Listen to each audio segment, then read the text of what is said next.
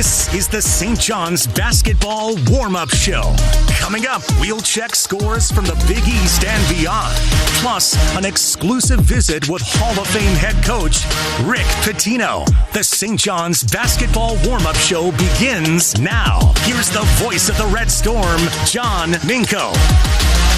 And good evening and welcome to Viejas Arena, San Diego, California, on the campus of San Diego State, round one of the 2026 NCAA basketball tournament as the Red Storm take on the Northern Iowa Panthers of the Missouri Valley Conference. Along with Brandon Tierney, this is John Minko. Zach Jewell is standing by in our network studios, and our producer-engineer, as always, is Chris Matchkowski. The Red Storm in the NCAA basketball tournament in consecutive years for the first time since 1999-2000.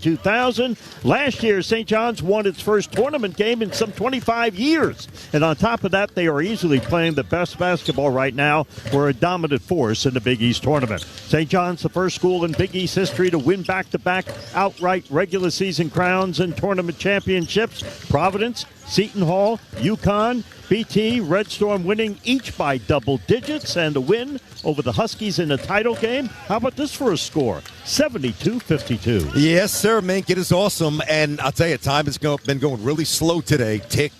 I can only imagine what the players feel. Oh, my God. We're finally here, about 20 minutes away from tip, and it's awesome.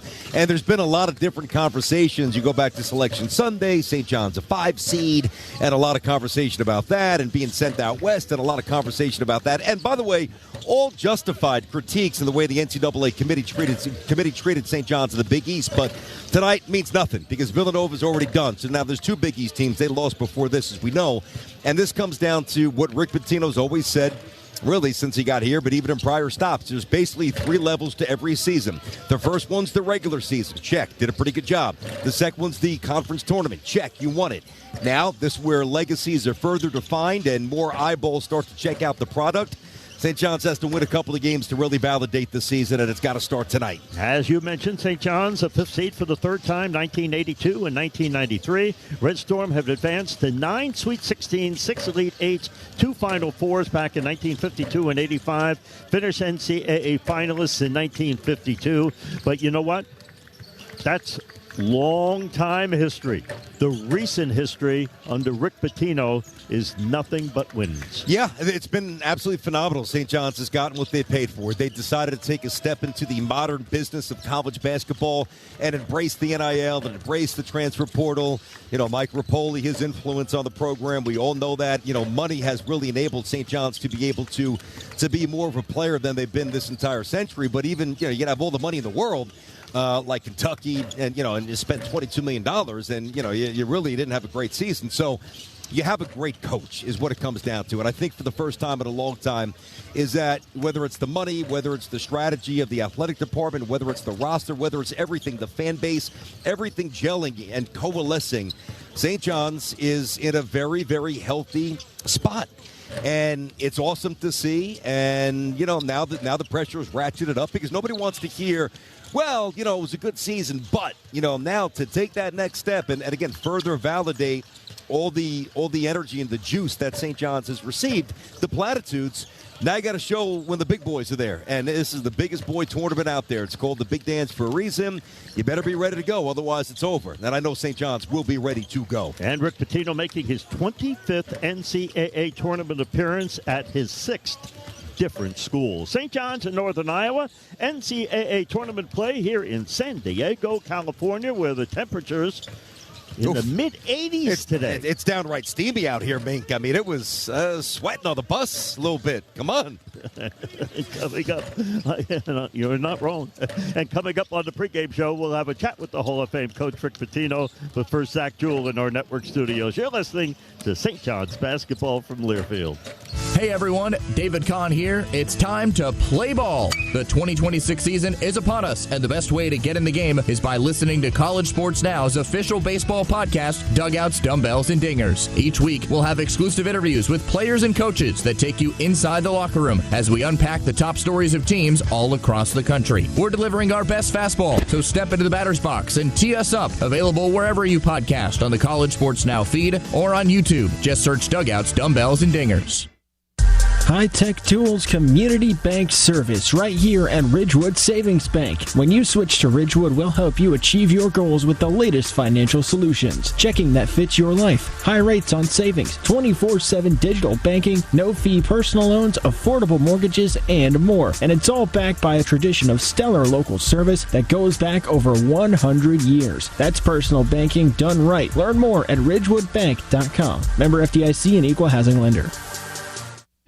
When you're on the move and looking for nonstop college sports action, get the Varsity Network app and take the game with you everywhere. Stream live play-by-play from schools across the country right from your phone, free. Catch hundreds of weekly podcasts, including shows from your favorite teams, all in one place. From football Saturdays to midweek hoops, it's your all-access pass to the college sports world. Whether it's game day or just your daily drive, the Varsity Network app has you covered. Download now and listen live for free on the Varsity Network app. Which schools will take home the prestigious Learfield Directors Cup for the top college athletic programs for the 2025-26 college athletic season? Check out the criteria and follow the year-long standings of your favorite team at L Directors Cup on the X platform or online at thedirectorscup.com. Trophies will be awarded in June 2026 to the winning institutions in all college sports divisions. The Learfield Directors Cup, powered by NACDA, the crowning achievement in college athletics.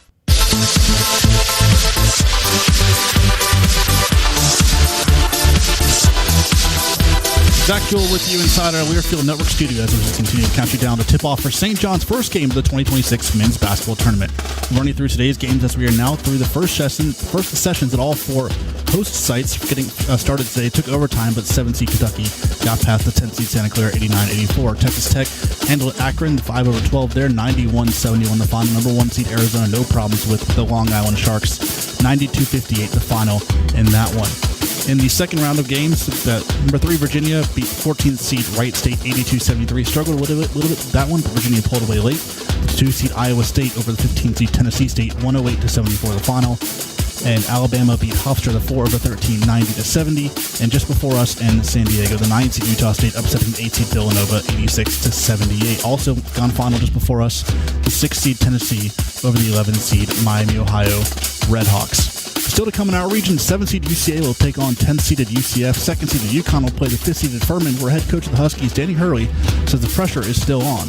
Number one, the nerves will never go away. You think, man, if I just win a championship, I'll never be nervous again. Pre-game jitters, night before a game where you don't sleep, none of that stuff dissipates by accomplishment. If anything, it creates, an even higher standard in your mind of what you want to achieve, which, it definitely churns. When you get to this time of year, it's like, win or the season's over is kind of, in a weird way, it's kind of freeing, where you just go out, you play your heart out, you coach your heart out, and the next day, if you win, it's survive, advance, and some level of joy. If you lose, you're not picking the pieces up the next day. The pieces are gone.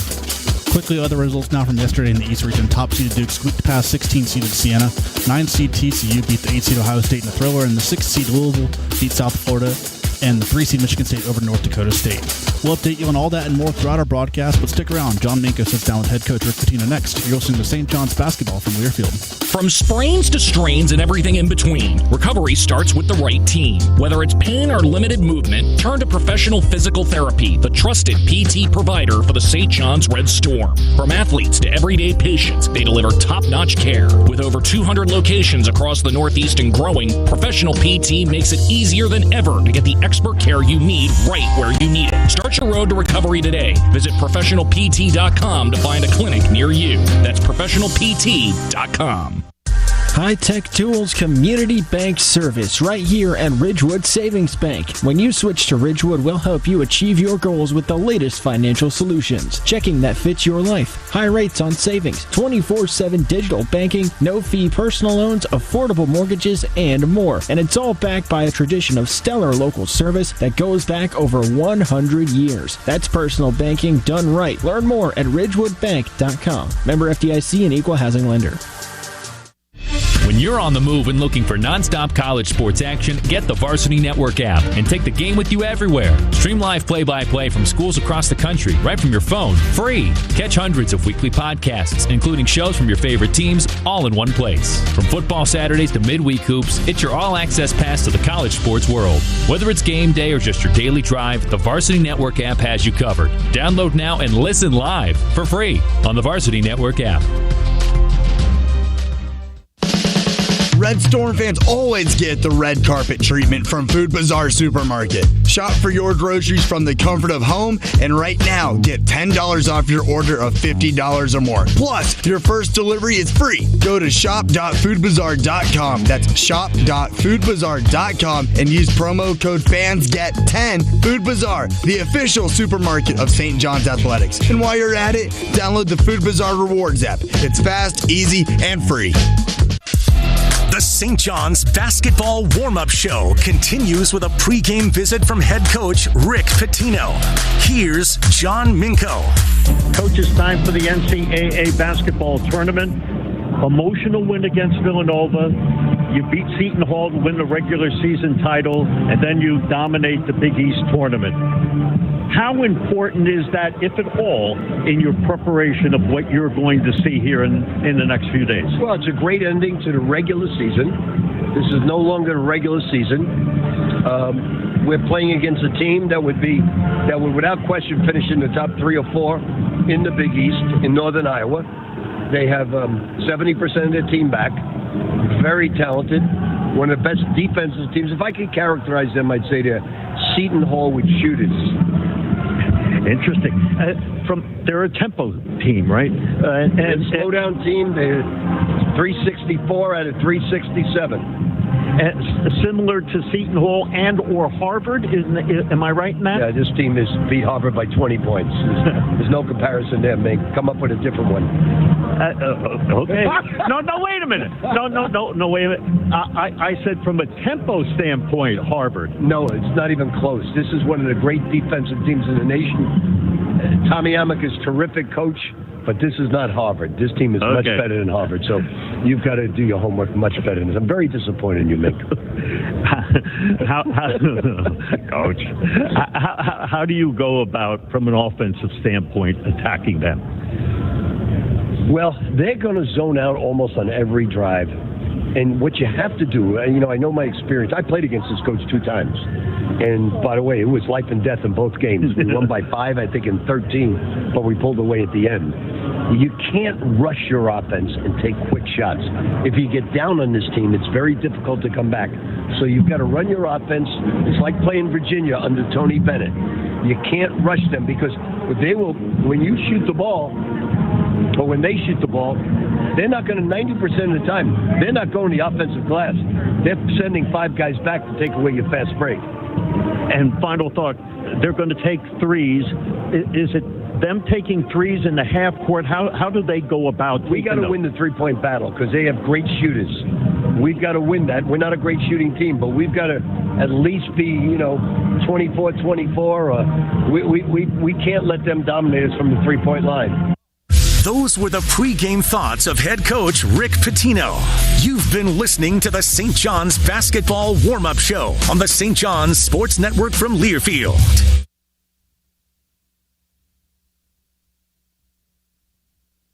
High-tech tools, community bank service right here at Ridgewood Savings Bank. When you switch to Ridgewood, we'll help you achieve your goals with the latest financial solutions. Checking that fits your life. High rates on savings, 24/7 digital banking, no-fee personal loans, affordable mortgages, and more. And it's all backed by a tradition of stellar local service that goes back over 100 years. That's personal banking done right. Learn more at ridgewoodbank.com. Member FDIC and equal housing lender.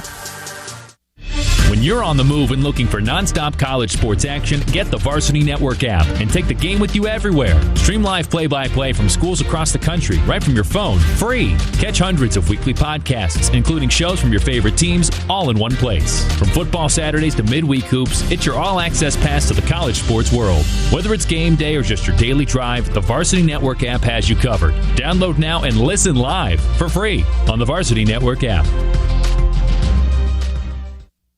Which Which schools will take home the prestigious Learfield Directors Cup for the top college athletic programs for the 2025-26 college athletic season? Check out the criteria and follow the year-long standings of your favorite team at L Directors Cup on the X platform or online at thedirectorscup.com. Trophies will be awarded in June 2026 to the winning institutions in all college sports divisions. The Learfield Directors Cup, powered by NACTA, the crowning achievement in college athletics. A true teammate takes on every day with a winner's attitude, gets up when they fall down, and leaves it all on the field. There's a group of teammates who do all these things every single day. But they're more than your typical athlete. They're kids facing unthinkable medical circumstances. Team Impact matches children facing serious illness and disability with college sports teams, creating a long-term, life-changing experience for everyone involved. Join us in the movement to get all kids in the game. Visit teamimpact.org to learn more. Team Impact. All in, all together.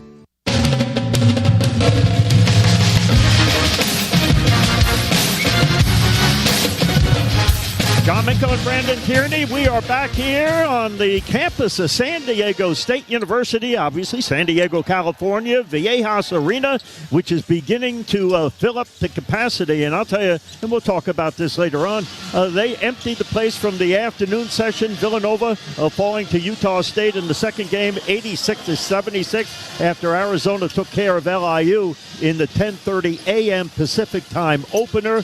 But right now we get ready for the Red Storm and UNI, Northern Iowa. First all-time meeting between the two schools, but they do have something in common right now, and the fact that both are playing at the top of their game. In winning the Big East tournament, St. John's basically never trailed, winning all three games by double digits. And Northern Iowa, 84-69 win over UIC to win the Missouri Valley Conference. They had to win 4 games. They were the 6th seed in St. Louis. UNI with convincing wins over Evansville, Illinois State, and Bradley.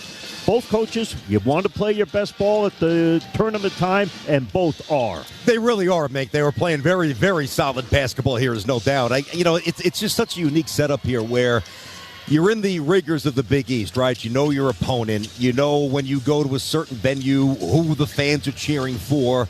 You know what the other team wants to do. You know the tendencies of the other coach. And here it's like all microwave. Like you come into a venue that none of us have ever been to out here, Viejas Arena in San Diego, and you don't know which way the crowd's going to go, because St. John's is basically 3,000 miles away. We'll see what kind of representation they have.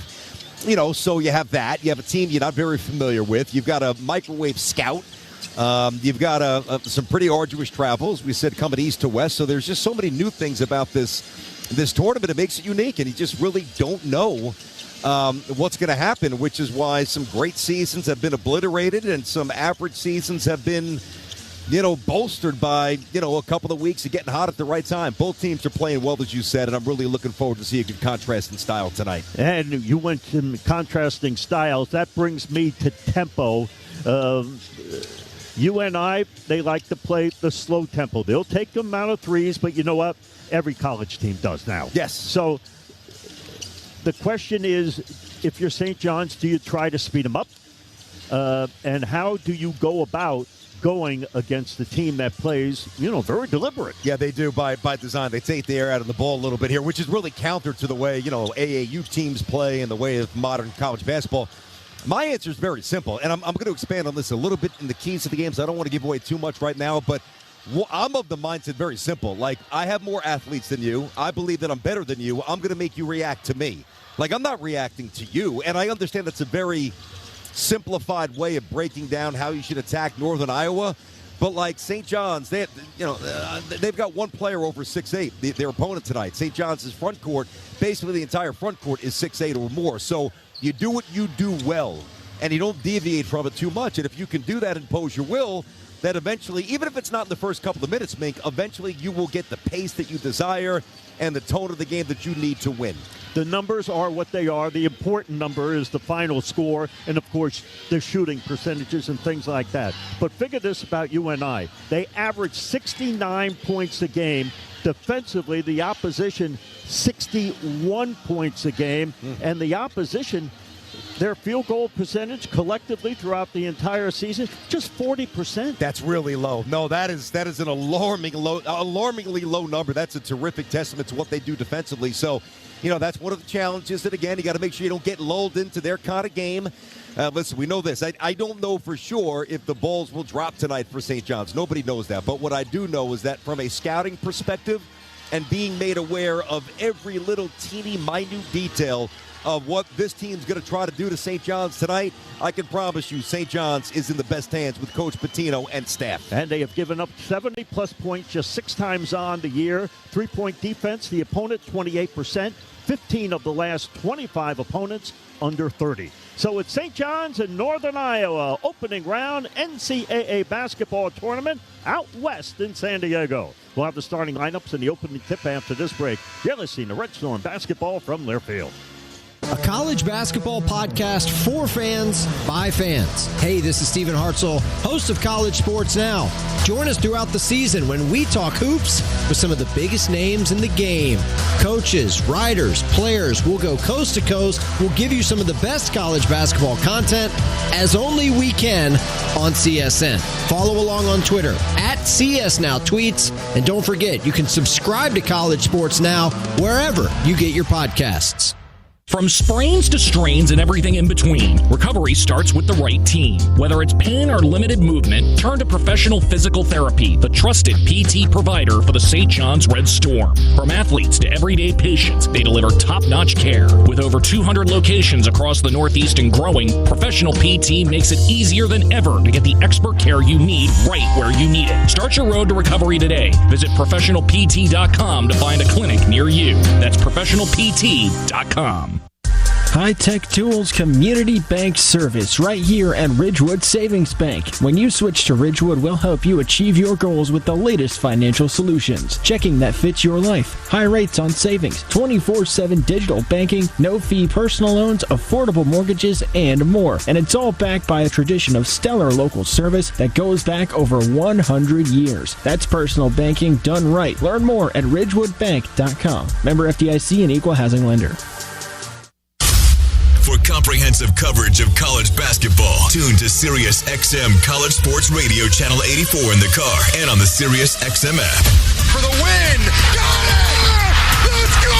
Sirius XM is the home of your favorite team and conference, including live games, plus interviews and analysis. He's got it! So cheer along with the Sirius XM app and listen to your favorite team anywhere. Get a free trial at SiriusXM.com/College Sports Radio 2025.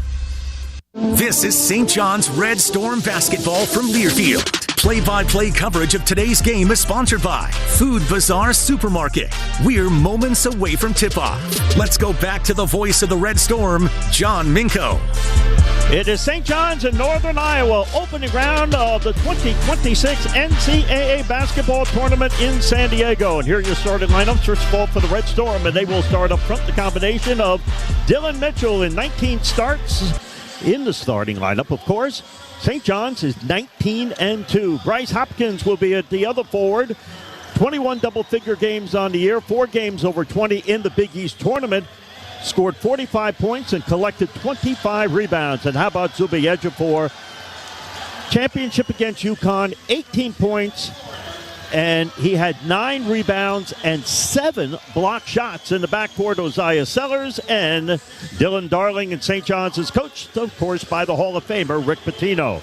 Northern Iowa will go with this lineup, and the guard to watch for is Trey Campbell. Here's their top scorer. Matter of fact, he had 23 points in the Missouri Valley Conference title game, 6 of 9 from 3, and 4 rebounds. He's joined in the backcourt by Leon Bond III, who is a transfer from Virginia, and Max Weisbrod, a 6'4", 190-pound senior, has hit multiple threes in 8 of the last 10 games. And up front, Will Horsett at 6'8", 235 pounds, and a sophomore, averaging 11.2 and 4.6 rebounds. And Tristan Smith, a 6'6" grad student at 235 pounds, and he is a transfer from Concordia College in Nebraska. And UNI is coached by Ben Jacobson. And it's time now for the Ridgewood Savings Bank keys to the game, and BT along with those. Okay, Mink, here we go, buddy. First up, do not settle. So UNI is going to pack it in, obviously try to lull you into shooting threes. So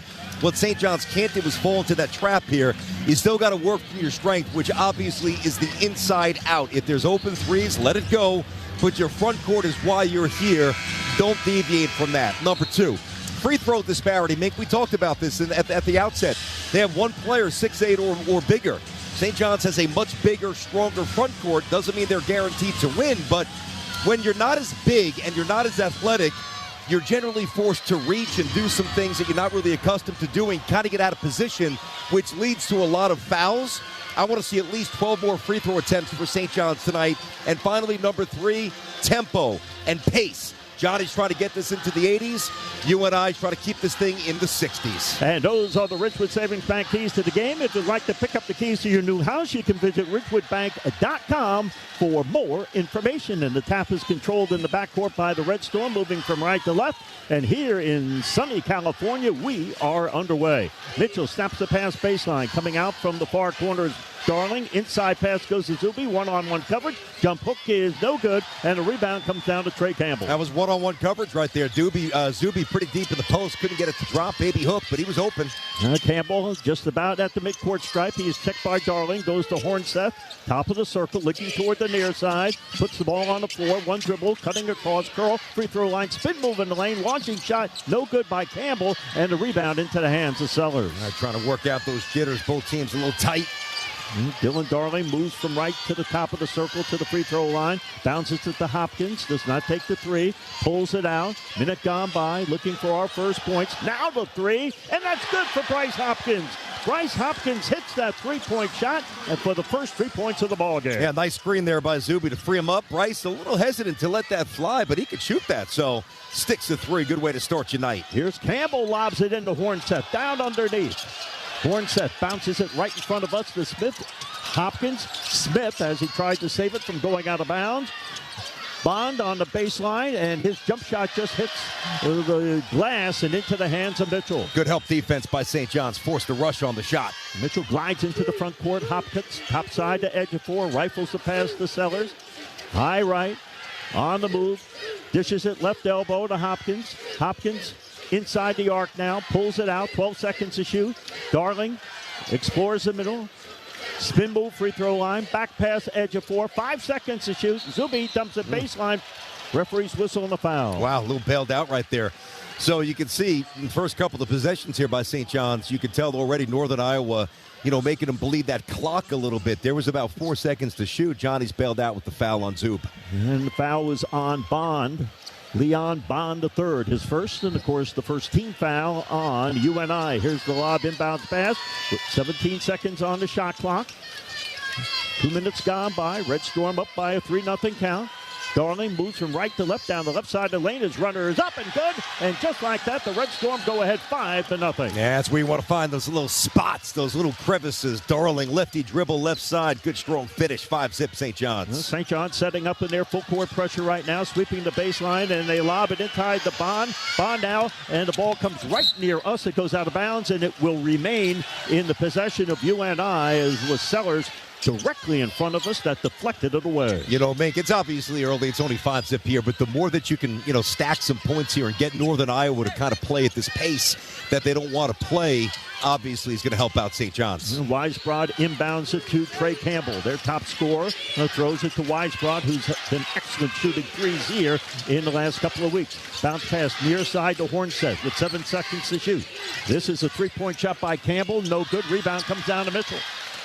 Mitchell now glides into the front court on the right side. Underhand pass to Sellers. Top side to Darling. Darling again strong to the hoop. Holds up, shoots over Campbell, and scores for his second basket. And the Red Storm, just like they did in the Big East tournament, up 7-0. Yeah, a very assertive start here. Bad pass stolen, too, by the Johnnies. Yeah, stolen by Ejiofor to Sellers for 3 on the right. Let's go. Osiah Sellers hits the 3-point shot.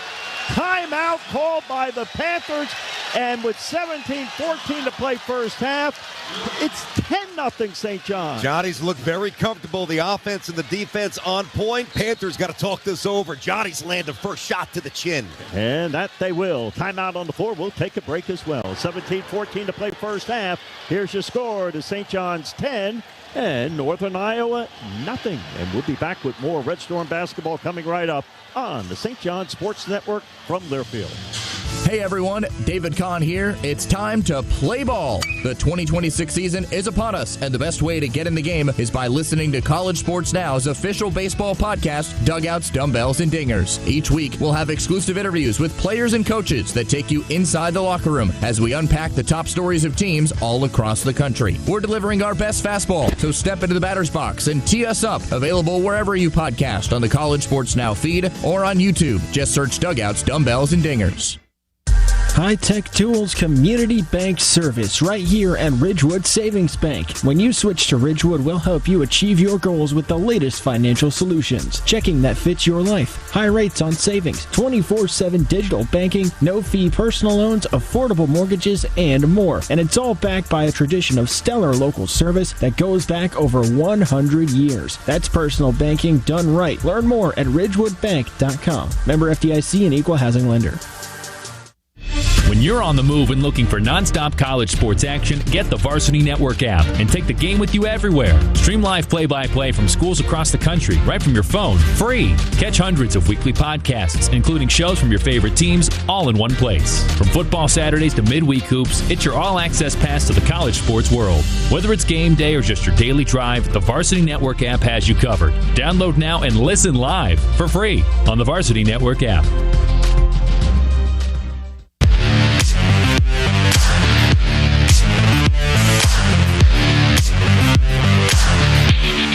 This broadcast of the NCAA Division I Men's Basketball Championship is authorized under broadcast rights granted by the NCAA through Westwood One.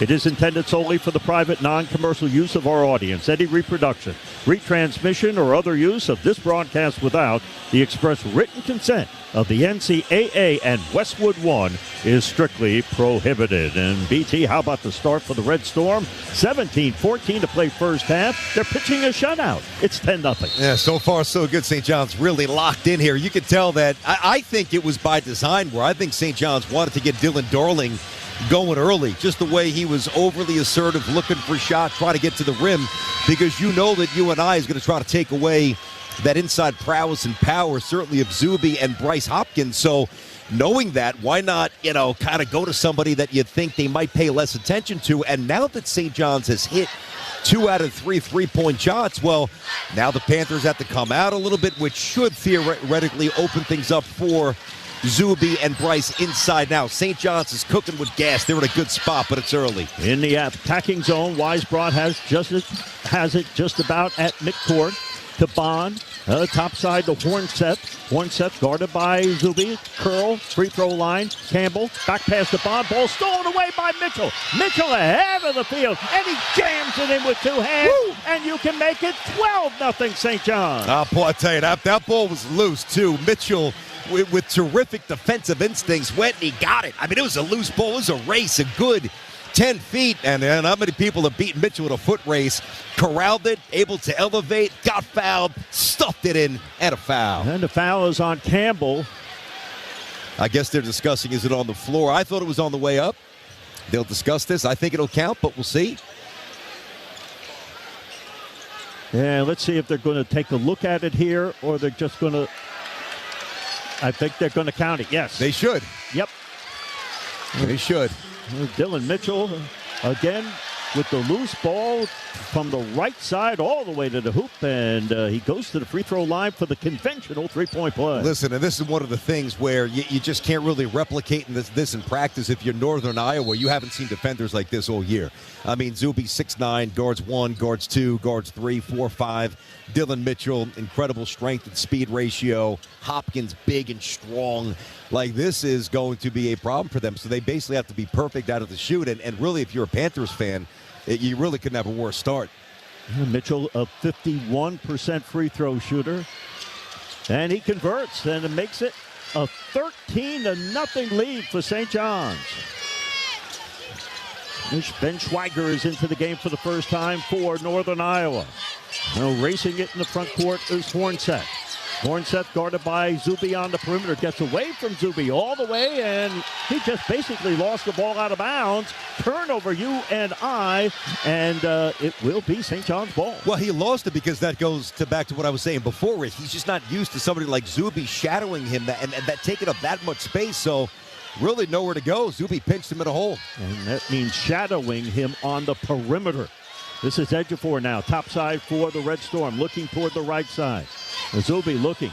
Ball on the floor, underhand pass. Sellers, another three. This one rims out. Skying for the rebound is Bond. The ball goes out of bounds off of the Red Storm. It'll be Panther basketball. And they're up 13-zip, and Rick is not happy. He did not like either a call or a shot or, I thought, Sellers, it was a contested shot, but Sellers could shoot. So I know Rick is always saying shoot the balls. I don't think it's that. 16:24 to play first half. St. John's back to the full court pressure in the backcourt. This is Darling checking Trey Campbell as he dribbles the ball into the front court, throws it left side, quarter court, down to the baseline on the baseline drive. Schweiger's shot is rejected. Ball loose on the floor, grabbed by Ejiofor. Outlet pass to Mitchell. Mitchell races the ball front court. Sellers inside the arc on the baseline far. The ball deflects into the hands of Smith ahead of the field, and a two-hand jam for Leon Bond III as UNI is on the scoreboard for the first time here tonight. Yeah, a little fast break transition. That was the easiest shot they had all night. 13-2 St. John's. Three-point shot, Sellers. You can count it. Oziah Sellers drills the home run shot. It's 16-2. It's been relentless so far. Panthers finally score. Sellers comes back with a triple right in his mug. 6 points on a couple of threes for Oziah Sellers. It is 16-2 Red Storm. Bond holds it. Left side quarter court. Bounces it out top to Campbell. Checked by Darling. Looking top of the key to Hornset. Picked up by Zuby on the perimeter.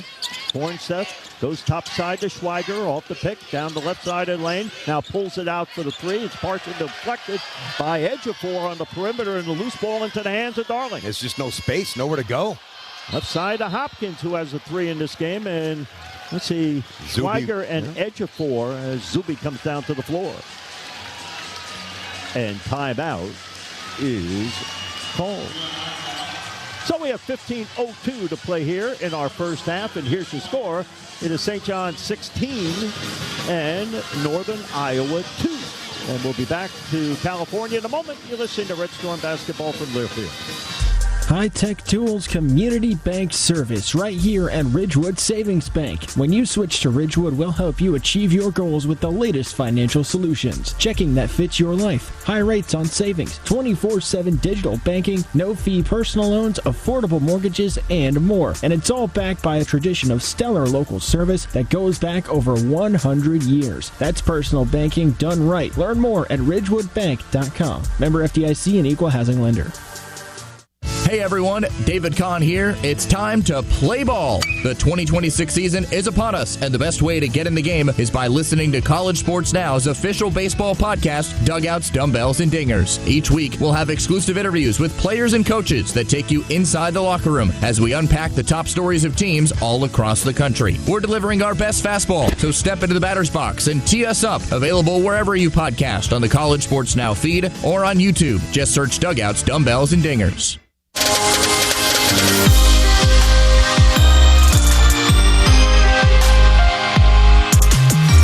John Minko and Brandon Tierney back here at Viejas Arena, San Diego, California. Round one of the 2026 NCAA basketball tournament. And BT, these quick starts are becoming a little bit contagious for St. John's. Yes. They lead it 16-2 over Northern Iowa. Yeah, they look really dialed in here, mate. There's no doubt about that. It's certainly been a theme, at least going back to the start of the Big East tournament. St. John's has been on a nice little run and a nice little roll for a little bit here. They've stuck a couple of threes already. They're doing a good job protecting the ball, obviously harassing Northern Iowa. The one basket that the Panthers have was on a turnover, the only turnover by St. John's, which led to a transition dunk the other way. Otherwise, St. John's defense is completely on point, locked in. and really sharp so far. And the three-point shooting has been on target as well. Sellers with a couple of threes here early in the game, and Hopkins with one as well. Yeah, and it's been, I think that they've been measured shots. There's been no forces here. Sometimes you can hit some early threes and it's still not really a great shot if it doesn't fit your skill set. That's happened a couple times this year. And I've said during those moments, I'm like, all right, listen, St. John's is shooting well here, but that's not their bread and butter. I'm talking about previous games. So I think so far it's been a good mix of playing the way they want, but also kind of reacting very well to what the Panthers are giving them. And so far, St. John's, it's been an A-plus start. You can't look better. And how about the pressure? UNI is averaging 9.3 turnovers a game on the season. That's 16th fewest, and already they've turned the ball over 3 times. Yeah, because they're playing at a pace they're not used to. Here comes the inbounds pass. It comes from Darling to Zuby to Dylan Darling, left side quarter court. And Darling sets up for a long-range shot. That's a 3 from the left angle short, and the rebound comes down to Campbell. And Trey Campbell out top to Tristan Smith. Smith now on the move to the free throw line. Down the left side of the lane, launches it up, and no good. Right into the hands of Dylan Mitchell. Every shot's contested, Mink. Tough shot. This is Mitchell, left side quarter court, guarded by Smith. Handoff pass to Sellers, down to the baseline. Inside pass to Zuby. Out top Sellers for 3. And this time he misses, and the rebound comes down to Tristan Smith. Yeah, they've got 2 bodies on Zuby, so that shot's going to be there all night from the corner for Sellers. Happen to miss that one. Here comes R.J. Taylor into the front court for the first time. Moves from left to right. Trips down to the floor. Ball winds up into the hands of Campbell. Campbell in the middle. Shoots over Darling. Misses. Rebound Dylan Darling. Campbell's their guy. 13 points a game. He's been real quiet so far. Here's Sellers. Step back. Inside pass goes to Zuby. The flex. Turnover Red Storm into the hands of Ben Schweiger. Schweiger lobs it into Tristan Smith, gets Sellers in the air, misses the shot, but Sellers is whistled for the foul, and that's his first. Yeah, it was just a poor entry pass right there by St. John. Sloppy turnover. So, I had a couple of names written down before we came back from break, and it's funny. One of them I thought might be coming to the game here. It's actually the lefty is coming in. He's getting ready to check in for St. John. So Sannon is already in, and I thought maybe Ian Jackson might be the other one. But, St. John's starters have been terrific so far tonight here, Mink. Smith misses the first free throw long, 68% at the line this season. But you obviously want to see the young guys coming off the bench here and doing their thing and not let any sort of oxygen enter the space there for UNI. So we'll see what happens with these subs. Smith is a grad student. A transfer. He played his first 4 years at Concordia College, an NAIA school in Nebraska. You a little surprised that lefty's in the game before Ian Jackson? I am a little bit. I would say so, as Smith hits that second free throw attempt, and it's 16-3. Although this is actually a good matchup for him. One thing Rick has told us, certain matchups where there's an abundance of foot speed doesn't play to lefties' talent necessarily. UNI is not that kind of a team. This is a better fit. Josan Sannon, top side to Ejiofor, looking right side. Coming out is lefty, but Darling winds up with the ball, moving from left to right. Underhand pass to Hopkins. 10 seconds to shoot here. Bryce goes to Zuby. 7 seconds to shoot down. Broadway lays it up and in. Ejiofor has the bucket, and you can make it 18-3. That's probably where he's made the most progress. Putting the ball on the floor, going to get a bucket. Nice job slicing through the paint. And Zuby Ejiofor with the first 2. Hutchins goes the left side pass to R.J. Taylor. To Hornset. Top of the circle, guarded by Zuby. Underhand pass, moving from left to right, reversing to the far side. Weisbrod, underhand pass, mid-post near side, Hornset, guarded by Zuby. Bangs into him, turns to the right, loops it up off the window, no good. The rebound is deflected from Zuby into the hands of Darling. Because he couldn't quite grab it, but he saw an open teammate. Beautiful IQ play right there. Sannon, top side to Ejiofor, fakes the 3, goes left side to lefty. Leo Topolis free throw line. Euro step down the middle. Ball stripped that goes out of bounds, and a foul. Yeah, good job right there. I think, UNI's got the scout report on lefty, who is much better, putting the ball, shooting from distance rather than trying to create off the bounce. So they overreacted to the anticipated shot. He saw a little space and nice 3 dribbles to the rim, and he got fouled. Weisbrod is whistled for the foul as Leo Topolis goes to the free throw line and sinks the first free throw. And he'll get the second one coming up here. Good for his confidence here. Now Ian Jackson's in the game as Dylan Mitchell gets a well-deserved reprieve there. Played great defense, helped set the tone early on. Leotopoulos' second free throw, he drains that one, and St. John's lead is 17, 20-3. You know, every free throw attempt you take here is going to be obviously very important. Timeout? Yeah, they got called timeout. Couldn't get it in. Yeah, Weisbrot has to call that whistle, and I think we're going to keep it right here. Well, if we are, I believe we will. Yeah, yep, 30-second timeout. What I was going to say, Ming, and certainly not taking anything for granted tonight, but the more free throws you get up in this arena, the better you'll feel if you do win tonight and get ready to play Kansas on Sunday. So somebody like Lefty getting to the stripe and Dylan Mitchell, who has not been a good free throw shooter this year, knocking down his only attempt. You know, obviously, these are all little wins that you want to stack, and hopefully it's going to be a good, fun, productive weekend for St. John's. You know, Red Storm, the fifth seed in this tournament. As they break the huddle and they come back in, check out the lineups as soon as they come back out. And Ben Jacobson, 20 years at UNI. How about that? 20 years, huh? Yep. And he is 3 wins shy for 400. 397 and 257. Yeah, well, there's somebody like that who's had some good success, and I'm sure he's had some flirtations with other schools. Never jumped. I respect that. He's happy. Yeah, R.J. Taylor comes into the front court. Top side to Schweiger.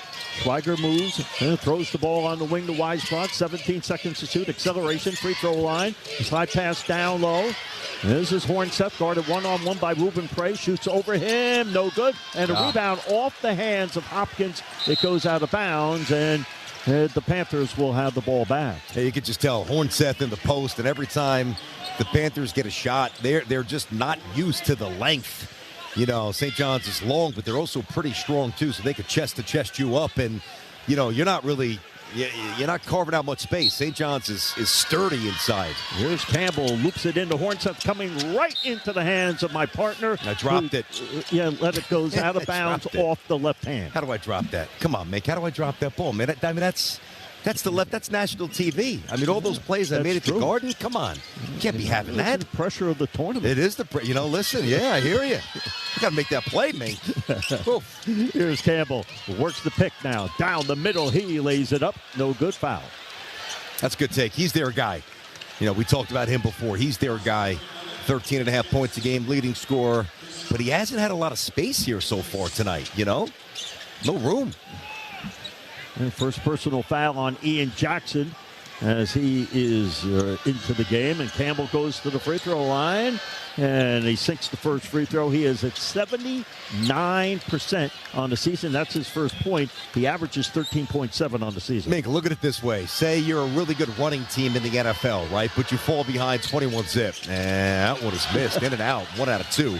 And you fall behind by 3 touchdowns. You've got to abandon the run and basically do something you're not very good at. That's where the Panthers are right now. St. John's up by 20-4. Baseline drive. Ian Jackson puts it up, no good. Gets the loose ball. Hopkins, touch pass lefty. Low block, Prey, jump hook against Hornseth, puts it at no good, but Ruben Prey draws the foul.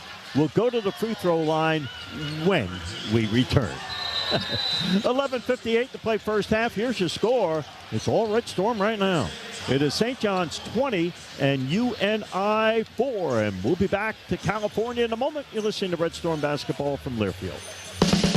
Red Storm fans always get the red carpet treatment from Food Bazaar Supermarket. Shop for your groceries from the comfort of home, and right now, get $10 off your order of $50 or more. Plus, your first delivery is free. Go to shop.foodbazaar.com. That's shop.foodbazaar.com and use promo code FANSGET10. Food Bazaar, the official supermarket of St. John's Athletics. And while you're at it, download the Food Bazaar Rewards app. It's fast, easy, and free. A college basketball podcast for fans, by fans. Hey, this is Stephen Hartzell, host of College Sports Now. Join us throughout the season when we talk hoops with some of the biggest names in the game.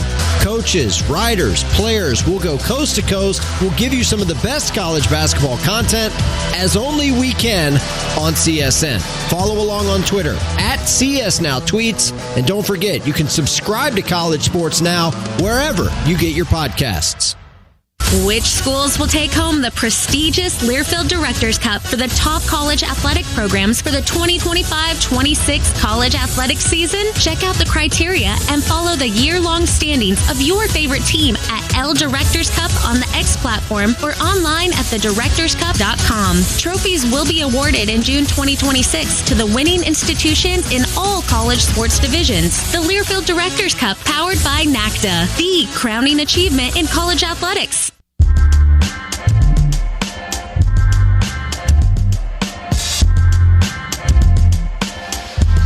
2026 NCAA basketball tournament. First round action here at the Viejas Arena in San Diego, California. NCAA tournament action with the Red Storm of St. John's.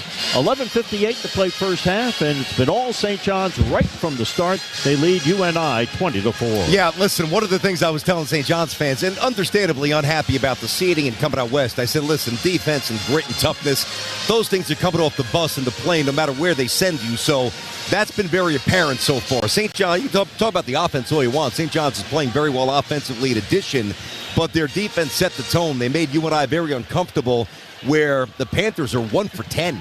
And they're kind of short-arming some layups in the post because they're just not used to being bumped around in the length there. The closeouts by whether it's Zuby or Dylan Mitchell and even Bryce as longer front court players on attempted threes, they're just very locked in on defense. And, they're 7 out of 12 shooting, and the Panthers are 1 for 10. Tells you all you need to know. Yeah, and you mentioned that UNI not used to the length that the defenders for St. John's have, and that translates the length to their aggressiveness on defense. And right now, anyway, the Panthers having trouble. I mean, that's something you can't duplicate in practice. 100% make it. I was saying that during the pregame. I didn't know it would quite look like this year, but this is really UNI's worst nightmare as Ruben Prey goes to the stripe for the first out of 2 here, because you can't replicate that. As he bounces the first free throw in. You could try, you could look at film, but when you get somebody who's 6'5", who's in practice guarding you, and then all of a sudden you got somebody who's 6'8", 6'9", who's stronger and jumps out at the gym, that's a little different than what the film is saying. Well, second free throw off back iron, no good, and the ball is tracked in the far corner by Tristan Smith. To Campbell. Campbell picked up by Ian Jackson defensively, turns the corner, sweeps the baseline, picked up on the switch by Prey. Clear out pass. Hornset now fakes the three. Hornset looking for Bond, looking left side to Campbell with 10 seconds to shoot. Down to the baseline, pulls it out, free throw line, right down the middle, turns, fires, and scores over Ian Jackson. And for the Panthers, draw within 21-6. Yeah, that was a good move right there. Campbell kept his dribble, nice use of the pivot, a little 15-foot fall away. That was a real off. You could tell he's their main scorer. Jackson throws the ball lefty for three. Bingo! Leo Topoulos with the home run shot, and it's 24-6. Now you gotta love that. I mean, Campbell drops a tough bucket. Lefty comes in, sticks the three right back. Demoralizing, Mink. With that bucket. Now on the drive, here's Campbell down the middle, and we have a referee's whistle and a foul down low as Campbell is whistled, and the foul is on Leo Topoulos. Lefty has 5 points in this game. Yeah, a couple of free throws, right? Nice three there. And, one thing about him, there's a couple of things about his shooting prowess, but he does not need a lot of time to get the ball off, Mink. And they talk about that, like his teammates in practice and all that stuff. As Campbell hits the first free throw. He doesn't need a lot of room to get a shot off. Like he catches, boom, it's gone. Feet set, shoulder square, boom, good rotation. He is a shooter by trade, no doubt about that. Campbell 2 of 3 at the stripe, make that 3 of 4. And he's got another point, so he's got 5 points and 2 boards. St. John's ahead 24-8. Just under 11 minutes to play here in the first half. Josan Sanin covered on the perimeter. Leo Topoulos backs out, clears it out to Hopkins, explores the middle, down the right side of the lane. And we have ourselves a whistle down low. It's on Campbell, I believe. Is it Smith? Weisbrod is whistled for that personal foul and comes to the bench. Both wrong. He's got I thought it was fouls. Smith. You're reaching down, and you thought it was somebody else, and they said the person that it really was. Here's Darling off the inbounds pass. The baseline far. Leo Topoulos to Ruben Prey. Goes right side to Lefty. Lefty curls the ball. Slide pass down low to Prey, down to the baseline, works one-on-one, throws it up, no good. Follow, no good. And the ball loose down underneath. Hopkins puts it up, but we have a foul before that. Yeah, I think Hopkins mistimed his jump coming in for the weak side. That was a very awkward-looking shot by Ruben Prey, on the right side. And then Bryce, it came to him, weak side. I don't think he thought it was coming at that speed, and he missed a point-blank layup here. So, UNI ball. On the out-of-bounds play, it'll be UNI basketball, and they inbound it. The full-court pressure by St. John's. 10:24 to play first half. Red Storm 24 and Northern Iowa 8.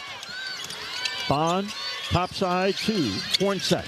Hornseth looking near side. They go right side to Bond, down to the baseline. Baseline drive, and scoops it up and in.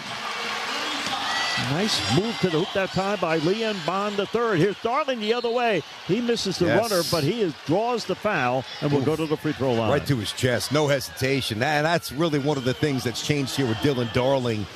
You know, I would say with St. John's, not his previous stop where he was the conference player of the year, and he was used to shouldering the burden on offense, but you know, you come to a new school, you got Zuby, you got Bryce, you got reputations, you got guy Carolina kid, Ian Jackson, NIL money, different roles, trying to figure things out. It took Darling a little while to really assert himself, but he is now very comfortable trying to go get his points. Second foul on Campbell. Darling misses the first free throw attempt, and he will get the second one. That was a little bit short there. He is a good foul shooter, just a little short on the lefty shot, front rim. 73% at the stripe, Dylan is. St. John's as a team, 72%. Second free throw off the rim, and Hornseth's got the rebound. Darling trying to take it away from him, but Hornseth was able to gain control. It almost looked like Darling had a hitch on that shot. I got to keep an eye on that. Schweiger down the middle misses the runner on the scoop, and the rebound comes down to Hopkins. Hopkins, top of the key. Slide pass down low to Zuby, but the ball is knocked away into the hands of Schweiger. Schweiger loops it left side quarter court to Trey Campbell. And Campbell dribbles it out high to Hornseth now with 9.5 to play first half. Hornseth looking left, goes left side. Schweiger, left side to Campbell, gets away from Mitchell, shoots over him, no good. And the rebound into the hands, and up court comes Dylan Darling once again. Yeah, you want to have a stable possession here. Last couple of trips, St. John's a little sloppy passing the ball.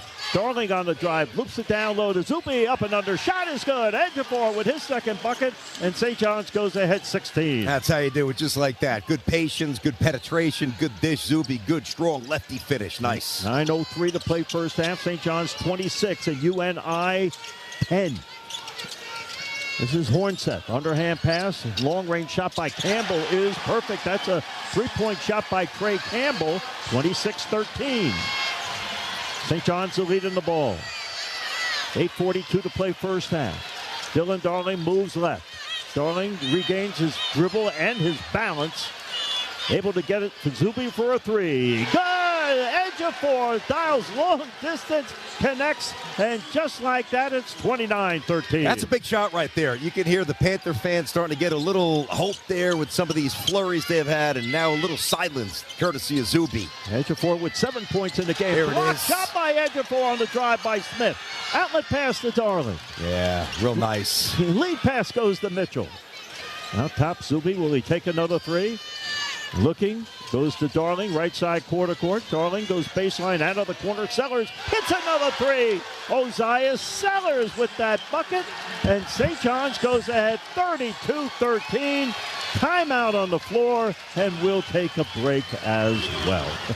How about this? 7:57 to play first half. St. John's 32 and UNI 13. We're back to San Diego in a moment. You're listening to Red Storm basketball from Learfield. From sprains to strains and everything in between, recovery starts with the right team. Whether it's pain or limited movement, turn to professional physical therapy, the trusted PT provider for the St. John's Red Storm. From athletes to everyday patients, they deliver top-notch care. With over 200 locations across the Northeast and growing, Professional PT makes it easier than ever to get the expert care you need right where you need it. Start your road to recovery today. Visit professionalpt.com to find a clinic near you. That's professionalpt.com.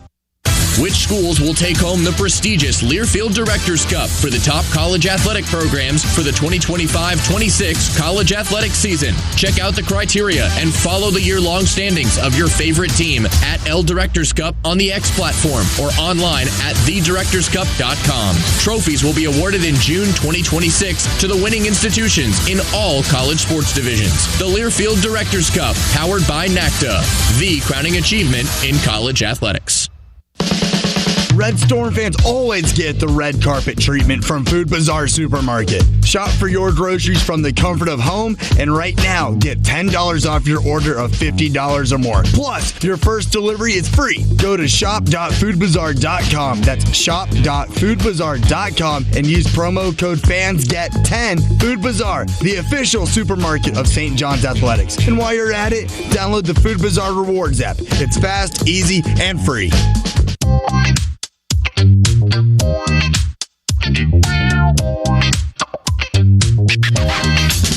Westwood One and the Varsity Network bring you every moment of March all the way to Indianapolis. For the hometown call you love, the only place to stream your team's broadcast off postseason is the Varsity Network app. Download the free Varsity Network app today. 7:57 to play first half. St. John's 32, UNI 13 here. First round NCAA tournament action. Let's take 10 seconds out for station identification. You're listening to St. John's basketball from Learfield.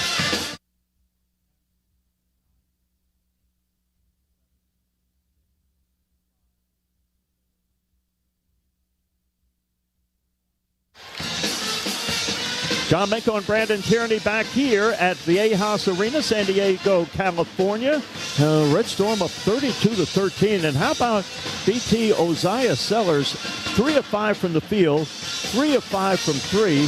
He's got 9 points and a rebound in this game. Sellers really heating up. Yeah, he's been really good to start here, mate, no doubt. And you got to like the balance here for St. John's. He's got 9 points. Zuby's got 7. You know, Darling's got 4 points and 4 rebounds. Mitchell's got 4 rebounds, a couple of points as well. You know, the bench came in, made a decent contribution. St. John's is just playing very well. And, you know, every time there's a little tiny flurry by the Panthers where you're like, well, maybe they're going to make this a game. Boom, St. John's comes back and nails a triple. They're +5 rebounding the basketball St. John's is. That's obviously a very good number. They've made 6 of 9 threes, which is a little fool's gold. I know Sellers is a good shooter, but I don't want to see them become overly reliant on that. Something to keep an eye on. But St. John's is shooting 65%, which is a ridiculously healthy number. The Panthers, 25%. St. John's with 6 assists on their 11 made baskets. And St. John's settling in now with the full court pressure once again. I'll tell you, the last couple of weeks, the focus of this team has been off the charts. Here comes the inbounds pass, and Trey Campbell in the backcourt, guarded by Dylan Darling. Brings it into the front court. Moves from right to left, flips the ball to Smith. An underhand pass to Weisbrot, sets up for the 3. That's perfect straight away. Long range through there. Draws the Panthers to within 32-13. Got to tip the cap. Nice pick, nice well-run set, and clean look top of the circle. Got it. 39% three-point shooter for Max Weisbrot. St. John's ball the other way. Hopkins, left side quarter court. Top of the key to Mitchell. Entry pass goes to Zuby off his foot. Scramble for the loose ball. Edge of 4. And a jump ball scenario. And on the alternating possession, it will be Northern Iowa ball. Now, I'm going to do a little nitpicking here. I mean, there's not a lot to criticize. St. John's is up by a healthy margin here of 16, doubling up UNI. But they've just had too many, sloppy passes in the post where, an inch here, an inch there. It's a clean catch. Instead, it's getting batted away. A couple of turnovers there. You clean that up, and you should be even better shape than you are so far. Ben Schweiger will inbound it. The full court pressure on the part of the Red Storm. It comes into the hands of Trey Campbell. Campbell has 8 points in this game, the leading scorer for Northern Iowa on the season.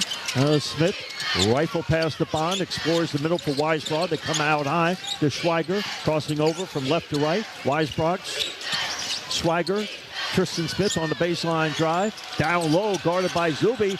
Muscles it up in anyway, and he lays it up and good on the second try. That doesn't happen to Zuby too much. Number one, he gave up an offensive rebound. Number two, he actually got scored on by somebody smaller. Good hustle.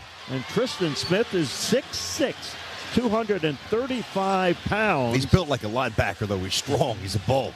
In his first year playing D1 ball, he played, he scored over 1,500 points in 4 years of ball at NAIA Concordia. How many years of college we getting here? 4 years NAIA, another year at UNI. We still doing the COVID year? What's going on here? It's playing 5-6 years? I don't know what's what anymore. Who knows? But St. John's looks very good here, 32-18. I like that timeout by Rick. Keep him dialed in. Really, this will probably, these next couple of minutes, not to overstate this and get, hyperbolic, but there's a good chance the next 3 or 4 minutes will really determine if the final 6 or 7 minutes of this game have any meaning. Because if St. John's can recalibrate, score, put the Panthers on lock on defense, you would think their margin would just be too wide for the way stylistically the Panthers play. So we shall see. St. John's with the 5 starters in the game right now as Dylan Darling slowly walks the ball into the front court. Now cuts toward the left side, guarded by Smith for a moment. Top side to Hopkins. 15 seconds to shoot. Hopkins has a 3-ball conversion in this game. Darling, top of the key. Cuts toward the right side. Snaps the pass. Sellers another 3. Short this time. And the rebound comes in to Tristan Smith. Ball poked away. Gets the handle back. And Weisbrod brings it into the front court. And Darling is whistled for the foul. Yep. Bumped him with the shoulder. Good call right in front of the ref. And Dylan Darling's first personal foul of the game. And team fouls for St. John's 4. Yeah, but St. John's in pretty good shape here. Zuby has none. Hopkins has none. Mitchell has none. Their front court. That's what you want to see. And the ball goes into the backcourt, into the hands of Ben Schweiger. Schweiger is a 6'8" senior. To Trey Campbell. Campbell moves toward the left side. Out top the Hornset. Looks toward Schweiger's vicinity.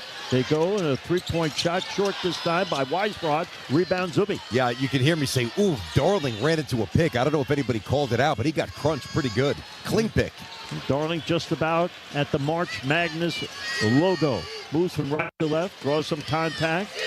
Looking toward the right side. Left wing pass to Mitchell. Baseline near to Hopkins. Guarded by Bond. Backs him down in the middle. Turns toward the left. Banks it up. No good. Draws the foul on Leon Bond III. And free throws coming up for Bryce. Yeah, Hopkins been a little quiet here. Hasn't done much in the last, X amount of minutes here. Good to get him involved. Left side. Good footwork. Nimble. Showing that explosion. Good dexterity. Nice little pump fake. Freed himself up. So Bryce getting hammered. 2 foul shots coming up. At the free throw line, Hopkins is at 72% for the season. First free throw attempt is short, and he'll get the second one here. That's his first free throw attempt of tonight. Yeah, and St. John's, it's obviously still very early, but you don't want to start the NCAA tournament. I don't care who you're playing, by being at 50% from the free throw line, which is what they are, 4 for 8, 5.5 minutes to go in the first half. And now 5 for 9 as Hopkins was able to drain that second one. So it's 33-18 in favor of the Red Storm. And Zuby now relaxes the full court pressure as Campbell dribbles the ball into the front court. Campbell, left wing pass, Schweiger, Weisbrod, and a dump pass down low. Hornset draws contact from Zuby, banks it up, and good. And it'll count, and a chance for a 3-point play, and the foul is on Ejiofor. Yeah, that was good patience right there by Hornset. Just kept almost tap dancing. That was an old school move right there. Like Mark Eaton in the post. If you know that, you know that. That was an awkward looking shot, but give him credit. He just dropped one on Zub. Not easy. It's the first personal foul on Ejiofor and the 15th foul on St. John's. And Will Hornseth, a 53% free throw shooter, goes to the free throw, and he's short. And Hopkins will get the rebound. He's got some real arc on that. Little, really, really high. Very short on the shot, too. Darling, Zuby, looking for Sellers to Dylan Mitchell. Inside pass goes to Ejiofor. Snaps the pass to Hopkins, looking left. 10 seconds to shoot. Explores the middle. Trying to get the ball to Ejiofor. Darling, step back 3, no good with 4 seconds on the shot clock, and the rebound comes down to Hornset. Outlet pass to Weisbrod. Down low to Bond. Bond against Sellers in the post. Turns to the right. Now shoots over Oziah. Misses. Rebound Zuby. That's a tough shot. That little 7-foot fall away.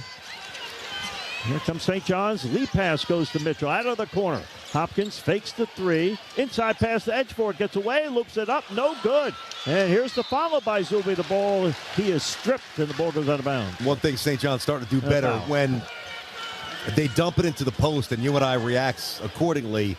They kick it out, and then they repost it fast. And that was good right there. So Zuby missed the bunny that he usually puts down, but by reposting and him, getting that second jump quick off his feet when he missed that layup, 2 free throws coming here for the captain. Hornset's second personal foul. Here's the free throw attempt by Edgeforth, and he's perfect, and he'll get the second one here. Sannon checks back into the lineup, and Dylan Mitchell comes to the sideline. Sannon didn't do a whole lot. Wasn't out there too long. I don't think he took a shot. I didn't see him take one. The stats verify that, no. You want to see him get involved in the flow a little bit. You're going to need him if you advance tonight here, and obviously you would think Kansas will be waiting on Sunday. Edgeforth has 8 points in this game and now has 9 as he drains the second free throw. St. John's 3 straight free throws after a rough start, stabilizing that a bit. St. John's up 35-20 with 4:18 to play here, first half. Here comes Tristan Smith, slowly into the front court, picked up on the perimeter by Bryce Hopkins. Smith now. Drives down the left side of the lane, ball stripped away into the hands of Darling. Darling now, quick. Goes left side to Sannon, to Hopkins for the three. Bingo! Bryce Hopkins, three-point shot left side, and the Red Storm ahead 38-20. Little bingo, Ming. That a boy? Yeah, that's when St. John's is really at their absolute best. You got numbers the other way into a mismatch, and Hopkins found that he sticks it left side. St. John's 7 of 12 from 3 in this game. Here's Bond out of the corner, side jump, that's short. Rebound comes down to Zuby. St. John's can push if they want. Sellers. Hopkins backing in on Smith, gets away, loops it up, and good with the left hand. Wow, it's beautiful. Hopkins, the full array right there, getting in the bag. First to 3, this time a lefty post. Boy, did he dominate that matchup with Tristan Smith. 40-20, St. John's back up by 20. Here's Leon Bond down the left side of the lane off the window, and that shot goes through. 40-22. Red Storm the lead in the basketball. Spin move to the lane, and the block shot. Smith on Dylan Darling goes out of bounds, and timeout is called. We'll take a break as well. So we have 3:04 to play first half. Here's your score. It is St. John's 40 and Northern Iowa 22.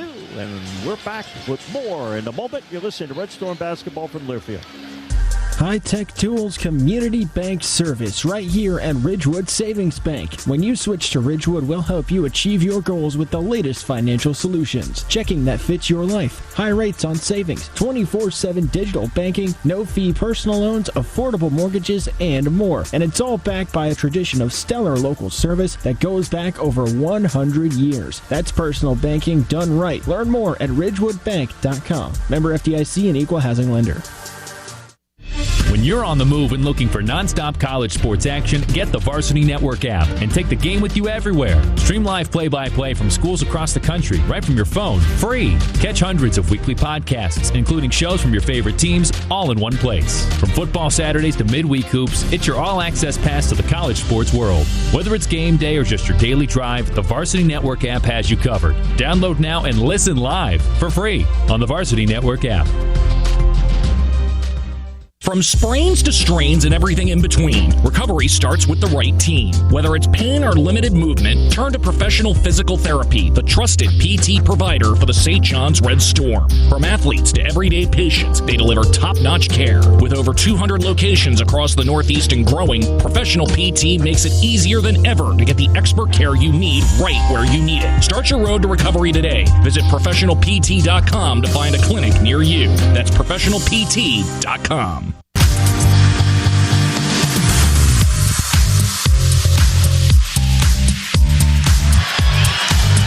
John Mako and Brandon Tierney back here in California.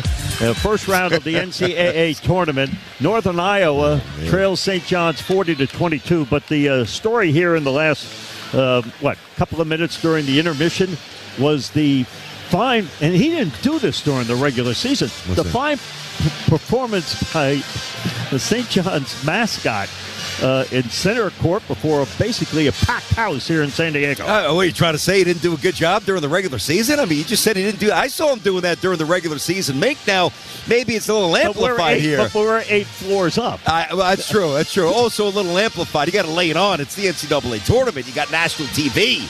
He is certainly stepping into it, and he's got a vibe going tonight. Now, I noticed I was telling Madge, I was saying the opposing mascot, the UNI Panther, very cordial, almost like deferring, like giving, like the higher seed. Like you can have more of the dance routine. And Johnny's still huffing and puffing out there. Now he's going to take a knee, look for a little 30-second timeout.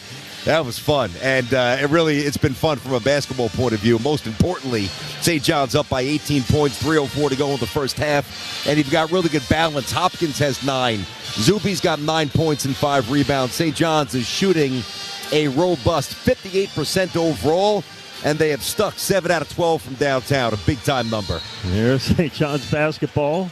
Here comes the inbounds pass to Prey, to Darling. High right. Darling moves from right to the top of the circle. Looking toward the right side. 15 seconds to shoot. 2:54 to play here in the first half. Darling, cross-court delivery to Hopkins. Puts the right foot forward. Looking for Ruben Prey on the low post. Hopkins takes it into the middle with 4 seconds to shoot. Muscle shot is up and good as he put it up over Schweiger, and the Red Storm ahead 42-22. Too good, too strong. Just can't move him off his spot, and he's stuck with it. Couple of pump fakes. Hopkins, last 7 points, mate. As Smith moves from left to right down the far side, and he lays it up and in over Ruben Prey. Nice move. Tristan Smith has done a pretty good job in this game. Yep, I agree. That student averages 9.1, and he's got 5 points and 4 rebounds. This is Stannon, right side, quarter court. Top side to Sellers. Sellers, Hopkins, inside pass goes to Prey. Jump hook is up. No good. Foul called on Smith. So that's where Ruben Prey, he's got a little bit better at that this year for sure. Like you couldn't do that last year. You couldn't dump it into Ruben and hope for a little baby hook or, whatever, usually the baby hook. The next step, though, is I think he's got to get stronger because he's off balance when he flips those up. If you notice, he's just kind of flipping it up. And he's getting the call because he's deep in the post and you're almost forced to foul him. But still more polished, and that will come this summer on that move. Prey's first free throw attempt is perfect, and he'll get the second one. He is 70% from the line. Yep, and I would think that number might go up slightly next year. He's got a pretty decent stroke.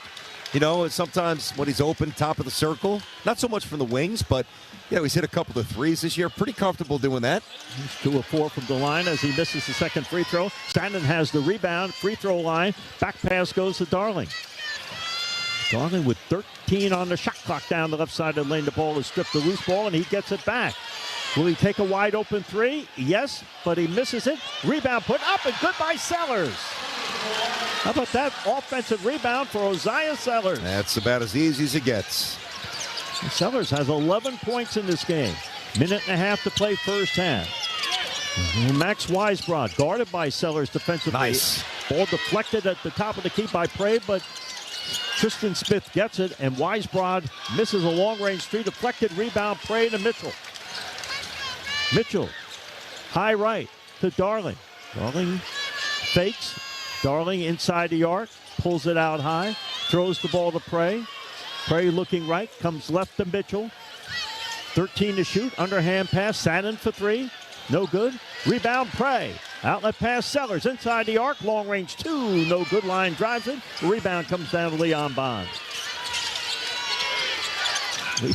Lead pass goes to Campbell. Campbell acceleration. Campbell drives, spin move in the lane, shoots and scores. Trey Campbell with another bucket. Yeah, I could see him being a handful in the Missouri Valley Conference. Nice move. He's got 12 points in this game. He averages 13, so he's right there. Red Storm 45, UNI 26. And he had 23 points in the Missouri Valley Conference Championship game.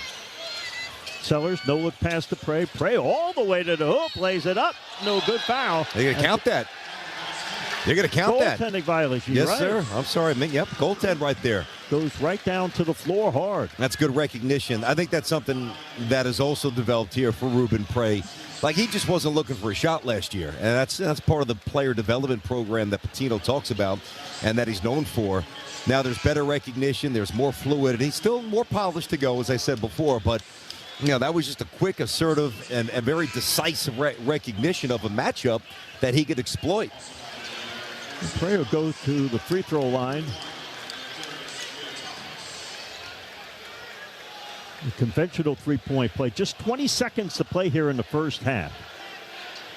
And here's the free throw by Ruben. And rims out no good, and the rebound comes down to Schweiger. So the clock winds down with 15 seconds. And this has been a Red Storm first half from the very beginning. 8 seconds now in the first half. Here's Campbell against Jackson down the right side of the lane. Up and under shot, no good. The follow is good by Hornseth with the clock at 000 as we come to the end of the first half. And what a dominating first half on the Port of St. John's as they lead at BT going to the locker room 47-28. A lot of good things here. Pretty much everything was good outside of a little sloppy passing in the post, which I talked about at one point in the first half here. St. John's obviously came out and just smacked them early and was laser locked in and ready to play. The energy was there. The recognition was there. Just really good stuff. And then anytime you and I tried to make a little bit of a move, St. John's generally answered with the three just to create enough separation and kind of take away that, I don't want to say the enthusiasm of the Panthers, but that hope that they can maybe go on an extended run. So 20 minutes in the book, really good by St. John's. So at the half, it is St. John's 47 and Northern Iowa 28. And Zach Jewell is standing by in our network studios, and we'll hear from Zach in a matter of moments. You listen to St. John's basketball from Learfield.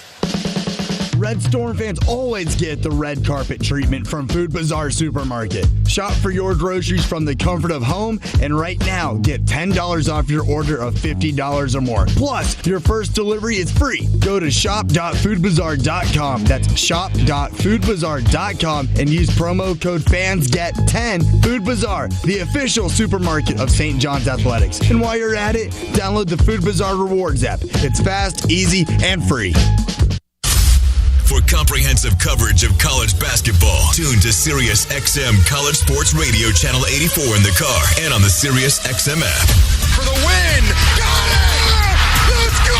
Sirius XM is the home of your favorite team and conference, including live games, plus interviews and analysis. He's got it! So cheer along with the Sirius XM app and listen to your favorite team anywhere. Get a free trial at SiriusXM.com/College Sports Radio 2025. Hey everyone, David Kahn here. It's time to play ball. The 2026 season is upon us, and the best way to get in the game is by listening to College Sports Now's official baseball podcast, Dugouts, Dumbbells, and Dingers. Each week, we'll have exclusive interviews with players and coaches that take you inside the locker room as we unpack the top stories of teams all across the country. We're delivering our best fastball, so step into the batter's box and tee us up. Available wherever you podcast on the College Sports Now feed or on YouTube. Just search Dugouts, Dumbbells, and Dingers. Which schools will take home the prestigious Learfield Directors Cup for the top college athletic programs for the 2025-26 college athletic season? Check out the criteria and follow the year-long standings of your favorite team at L Directors Cup on the X platform or online at thedirectorscup.com. Trophies will be awarded in June 2026 to the winning institutions in all college sports divisions. The Learfield Directors Cup, powered by NACDA, the crowning achievement in college athletics. 20 minutes are in the books, and it's time for the Red Storm Halftime Report. While the Johnnies prepare for the second half, it's time to check in on the latest scores from the Big East and Top 25. Our Red Storm Halftime Report begins now. 47-28 at the intermission from San Diego as St. John's leads UNI in round one of the 2026 men's basketball tournament. Hello, everybody. Zach Jewell here with you as we run you through some scores around the tournament in a busy and sort of mad March so far in round one. We'll start in our East region as we look towards advancing out into the Final Four. Scores from yesterday first. Of course, the big result that had everyone in the country paying attention for most of the game, a typical 1-16 matchup between Duke and Siena. What could go wrong for the Blue Devils? Works his way to the left. Underhand scoop for Caden. Into the paint, to the rim. High off the window and in! Caden Boozer's got 19. The lead is 6. 90 seconds to go. Timeout, Siena. David Shoemate from Learfield on the call there. Duke avoids the massive upset. They win that game 71-65. They'll move on to face the 9 seed TCU, who beat Ohio State in a thrilling first game of the tournament. Clock run down. We're at 13 on the shot clock. Edmonds flashes high. Harding works around him. Harding keeps. Harding for the right side. Left side punch now. 5 on the shot clock. Punch with the basketball. Entry to Edmonds. Edmonds 2 on the shot clock. Puts it up and scores. 4 seconds left.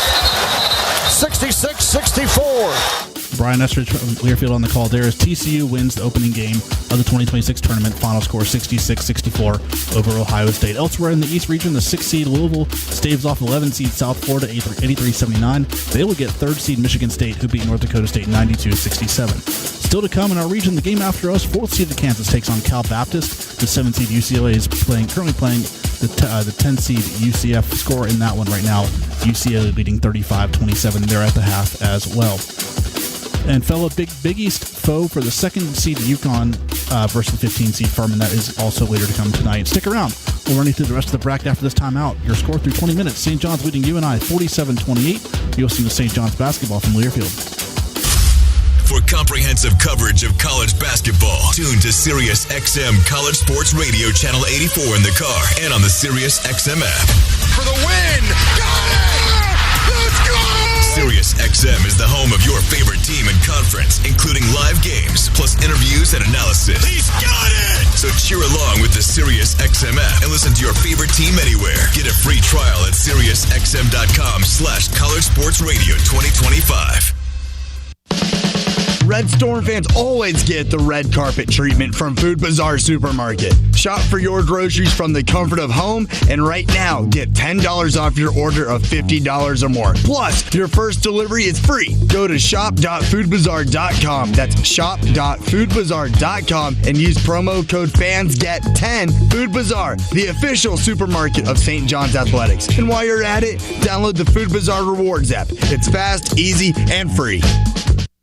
Which schools will take home the prestigious Learfield Directors Cup for the top college athletic programs for the 2025-26 college athletic season? Check out the criteria and follow the year-long standings of your favorite team at L Directors Cup on the X platform or online at thedirectorscup.com. Trophies will be awarded in June 2026 to the winning institutions in all college sports divisions. The Learfield Directors Cup, powered by NACDA, the crowning achievement in college athletics. High-tech tools, community bank service right here at Ridgewood Savings Bank. When you switch to Ridgewood, we'll help you achieve your goals with the latest financial solutions. Checking that fits your life. High rates on savings, 24/7 digital banking, no-fee personal loans, affordable mortgages, and more. And it's all backed by a tradition of stellar local service that goes back over 100 years. That's personal banking done right. Learn more at ridgewoodbank.com. Member FDIC and equal housing lender.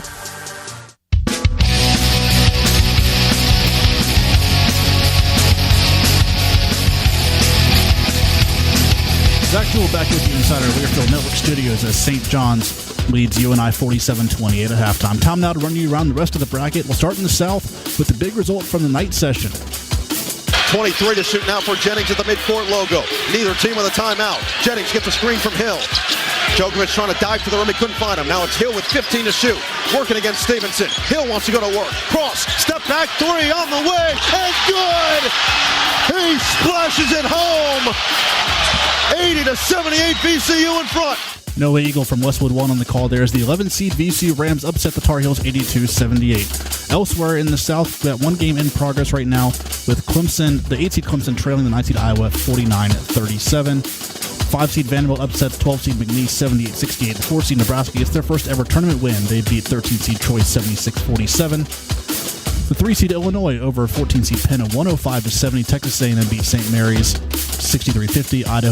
Houston over Idaho 78-47.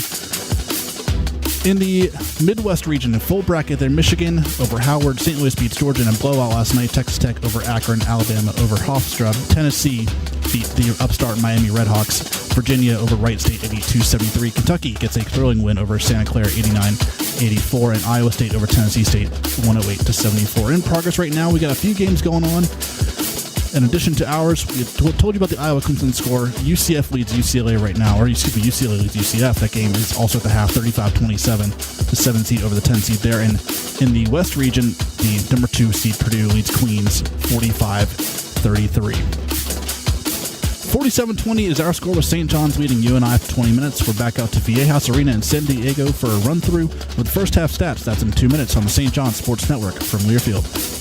High-tech tools, community bank service right here at Ridgewood Savings Bank. When you switch to Ridgewood, we'll help you achieve your goals with the latest financial solutions. Checking that fits your life. High rates on savings, 24/7 digital banking, no-fee personal loans, affordable mortgages, and more. And it's all backed by a tradition of stellar local service that goes back over 100 years. That's personal banking done right. Learn more at ridgewoodbank.com. Member FDIC and equal housing lender. From sprains to strains and everything in between, recovery starts with the right team. Whether it's pain or limited movement, turn to professional physical therapy, the trusted PT provider for the St. John's Red Storm. From athletes to everyday patients, they deliver top-notch care. With over 200 locations across the Northeast and growing, Professional PT makes it easier than ever to get the expert care you need right where you need it. Start your road to recovery today. Visit professionalpt.com to find a clinic near you. That's professionalpt.com. A college basketball podcast for fans, by fans. Hey, this is Stephen Hartzell, host of College Sports Now. Join us throughout the season when we talk hoops with some of the biggest names in the game. Coaches, writers, players, we'll go coast to coast. We'll give you some of the best college basketball content as only we can on CSN. Follow along on Twitter at CSNowTweets. And don't forget, you can subscribe to College Sports Now wherever you get your podcasts. For comprehensive coverage of college basketball, tune to Sirius XM College Sports Radio Channel 84 in the car and on the Sirius XM app. For the win! Got it! Let's go! Sirius XM is the home of your favorite team and conference, including live games, plus interviews and analysis. He's got it! So cheer along with the Sirius XM app and listen to your favorite team anywhere. Get a free trial at SiriusXM.com/College Sports Radio 2025. This copyrighted broadcast is an exclusive presentation of Learfield under the broadcasting rights granted by St. John's University. Reuse of this presentation is prohibited without the expressed written consent of St. John's University and Learfield. Announcers are provided by Learfield and approved by St. John's University.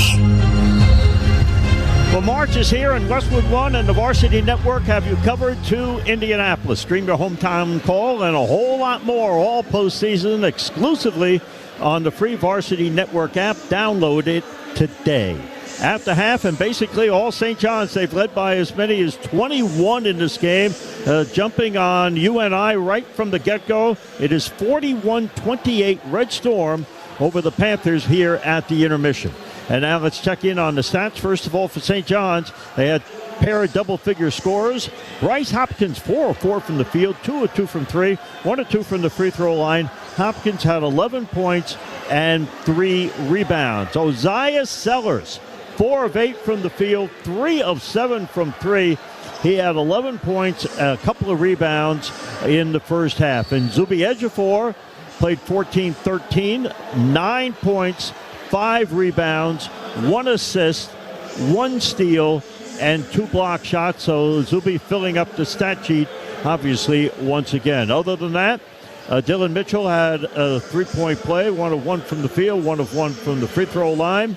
Dylan Darling played 17-55. He played nearly the entire first half. He was 2 of 6 from the field, 0 of 3 from 3, 0 of 2 from the free throw line. He had 4 points and 4 rebounds and 4 assists and a steal in that first half. Josan Sanem did not score. Lefty Leotopoulos came off the bench. He had 5 points in 4 minutes. 1 of 1 from the field, 1 of 1 from 3, and 2 of 2 from the free throw line. Ian Jackson did not score in his 2:05, and Ruben Prey played 5:47 of the first half, 1 of 2 from the 3, and 2 of 5 from the free throw line, and he had 4 points. St. John's for the half shot 56%, 16 of 29, 7 of 15 from 3, and 8 of 14 at the free throw line. The rebounds, 23-14 advantage for the Red Storm over the Panthers. And on the offensive glass, 6-3. Northern Iowa, they were led in scoring by Craig Campbell. No surprise, he's their top scorer on the team. 17.5. He was 3 of 8 from the field, 1 of 2 from 3, and 3 of 4 from the free throw line. So he had 10 points, 2 rebounds, and a steal in the first half. Other than that, Leon Bond III had 6 points, 3 of 6 from the field, 4 points for Will Hornset, 2 of 4 from the field. Tristan Smith had 5 points, 2 assists, and 4 rebounds in 16 minutes. And Max Weisbrot was 1 of 3 from the field, and he had 3 points.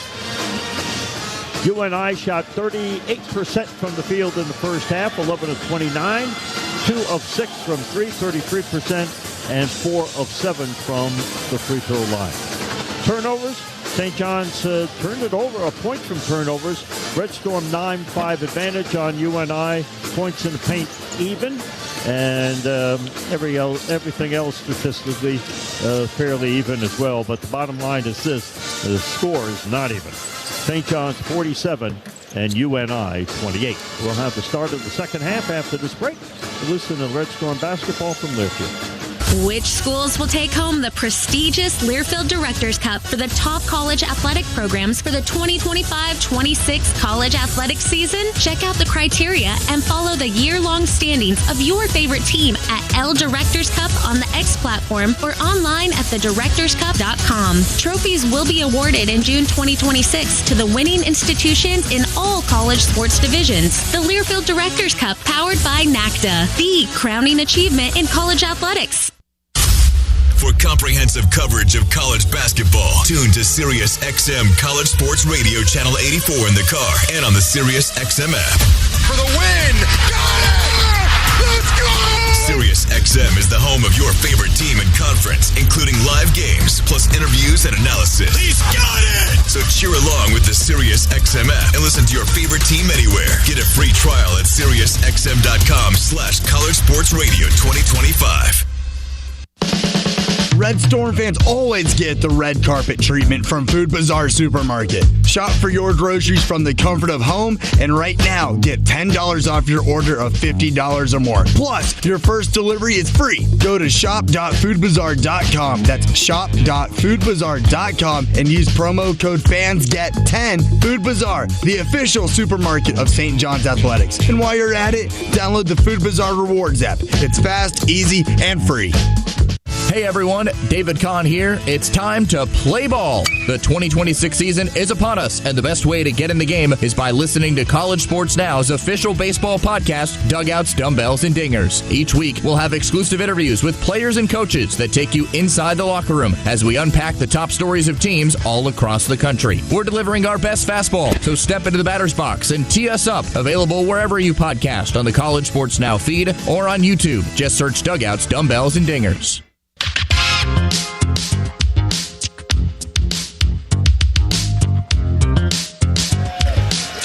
Start of the second half here at the Viejas Arena on the campus of San Diego State University in San Diego, California. First round action of the 2026 NCAA basketball tournament for the St. John's Red Storm. And as we get ready for... We're right in front of the Panther fans. We get ready for the start of the second half. St. John's 47, UNI 28. And as we always do during this segment, it's time for BT to revisit the game keys. Okay, Mick, so the first one, don't settle, okay? So we talk about settling here. We know how UNI is going to want to play defense here, pack it in, things that we talked about in the pregame show. And I didn't want to see St. John's take an inordinate amount of three-point shots. Now, they actually have, but I think that it's been within the flow of what has presented itself. So they've taken 29 shots, 15 have been from behind the arc.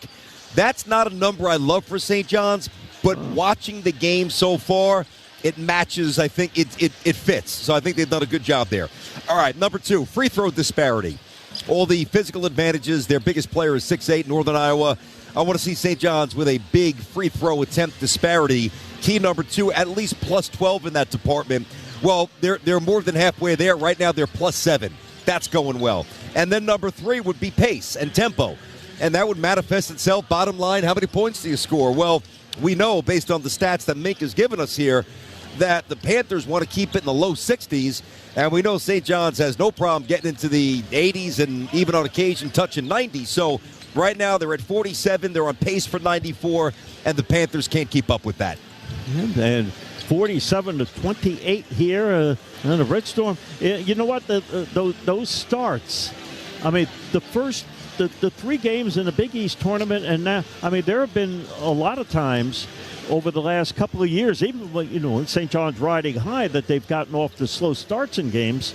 But right now, you know, the score of the first 7, 8, 9 points is common. Yeah, it is. It really is, which it allows them to really set up their defense and just play the way they want to really play. I'm going to give you something to think about here. It's a little next level, but I think, and I don't even know what's going to happen. And you don't plan for this, but it would be nice to benefit from this subsequently. So you mentioned we've got Cal Baptist coming up next, right? Yep. And they're playing Kansas. Now, I don't think this is like an all-time great Kansas team. It's a good Kansas team. I don't think it's, you know, beyond reproach. I think St. John's could beat them. But I do think that Kansas is going to probably mop Cal Baptist, which means Kansas' starters are not going to play that much. The next game Sunday, if you win, if you advance. So, you know, these next 5 minutes here will determine if St. John's is locked in and on point. The Zuby and Bryce Hopkins and Dylan Mitchell and Darling and those big-minute players get some extra rest, which will keep them extra fresh for the big one if you get to Sunday against Kansas. Yep, good points made, and we'll find out what transpires here before the first team timeout, whether it be the 30-second to a full or a media timeout. And it'll be interesting to see how Northern Iowa comes out as well. Well, they've got to come out a little desperate here. They've got to, you know, I don't know how much they can deviate from what they've done or how they play. You know, if they try to color outside the lines too much, they're probably going to get themselves in more trouble. So, but it's a fine line of sticking to your game and trying to slow things down when you're basically down 20 points. So they'll have to push a little bit, and, you know, St. John's will speed you up, and that won't be good for the Panthers, I don't think. Mitchell, Hopkins, edge of 4, Sellers, and Darling. 5 that started the ball game. The 5 that have been basically playing the majority of the minutes of late over the last few weeks will start, obviously, the second half. Obviously waiting on TV here. Got to align everything, and we've got the Cal Baptist. I think you said it was the UNI. It's actually Cal Baptist. They're over on the other side. Yep, and they're not used to being here. They're having themselves a good old time. So we're going to hear a lot of stuff the next however long we are here. And, hey, I would imagine with the word Baptist in their name, I would think that they would probably behave pretty well. I would think at some point. I think. There you go. St. John's basketball in the attacking zone. Minnie Weave on the perimeter. Driving to the left side is Dylan Darling. Darling out top to Hopkins. Hopkins had 11 points in the first half. Hopkins goes left side to Dylan Mitchell. Only took 1 shot from the field, and that was the 2-hand dunk. A 3-point shot no good from the right wing by Sellers. And the rebound comes down to Campbell. Outlet pass to Bond. Bond high left. Bond down to the baseline. Bond backing down on Sellers. Bond still double team pressure. He turns, fires, and scores for the first 2 points of the second half. Yeah, he's had himself a pretty good game, Bond. You know, under control. That's his 8th point right there. Nice patience in the post. Leon Bond, the 3rd. This is a foul. It's on Mitchell? That's on Dylan Mitchell. Yeah, on Dylan Mitchell. Huh. So it'll be Panther basketball. Into the front court comes Campbell. A minute gone by. St. John's ahead 47-30. Campbell goes high post to Hanset. Looking down low. Underhand pass to Trey Campbell. Campbell acceleration. Goes inside to Tristan Smith. Goes baseline to Campbell. Campbell looking top of the circle. 7 seconds to shoot. Guarded by Darling. Corner near. Smith drives on Hopkins. Lays it up just off the window. Ball goes out of bounds. Shot clock violation. And it will be Red Storm basketball. Yep, good post defense by St. John. Smith Nowhere to go. Just got to flip it up haphazardly. Air ball. Out of bounds. Johnny's get it. 47-30. Favor St. John's. Into the front court comes Dylan Mitchell. Mitchell loops it out to Zuby. Edge of 4 looking for the slide pass, but he underhands it to Darling. Darling runs the offense, drives it to the left side. Goes baseline far, three-point shot. Mitchell, no good. And a rebound comes to Edge of 4 to Sellers. Out top to Hopkins, fakes the 3. Now he drives on Bond. 14 seconds to shoot. Edge of 4 fakes the 3. Now Zuby looking for the backdoor pass, and the ball knocked away from him. Scramble for the loose ball. Picked up by Bond. One-on-one with Darling. Drives, lays it up and in. And timeout. Rick Patino wants time. So we'll take a break. 18:04 to play second half. St. John's 47 and UNI 32. And we'll be back with more Red Storm basketball in a moment, presented by Learfield. Red Storm fans always get the red carpet treatment from Food Bazaar Supermarket. Shop for your groceries from the comfort of home, and right now, get $10 off your order of $50 or more. Plus, your first delivery is free. Go to shop.foodbazaar.com. That's shop.foodbazaar.com and use promo code FANSGET10. Food Bazaar, the official supermarket of St. John's Athletics. And while you're at it, download the Food Bazaar Rewards app. It's fast, easy, and free. Which schools will take home the prestigious Learfield Directors Cup for the top college athletic programs for the 2025-26 college athletic season? Check out the criteria and follow the year-long standings of your favorite team at L Directors Cup on the X platform or online at thedirectorscup.com. Trophies will be awarded in June 2026 to the winning institutions in all college sports divisions. The Learfield Directors Cup, powered by NACDA, the crowning achievement in college athletics. For comprehensive coverage of college basketball, tune to Sirius XM College Sports Radio Channel 84 in the car and on the Sirius XM app. For the win! Got it! Let's go! Sirius XM is the home of your favorite team and conference, including live games, plus interviews and analysis. He's got it! So cheer along with the Sirius XM app and listen to your favorite team anywhere. Get a free trial at SiriusXM.com/College Sports Radio 2025.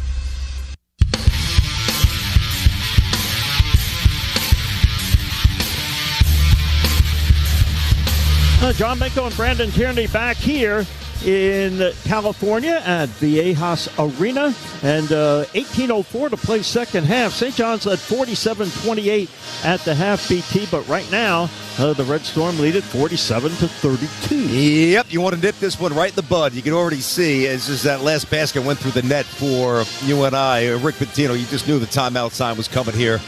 And I love to know what he's saying in the huddle, just stressing diligence and purpose, and hey guys, let's not mess around here. We got a lot of basketball to play. And I didn't love some of the shots St. John's came out. I don't like Dylan Mitchell taking the 3 from the corner. That's not his thing.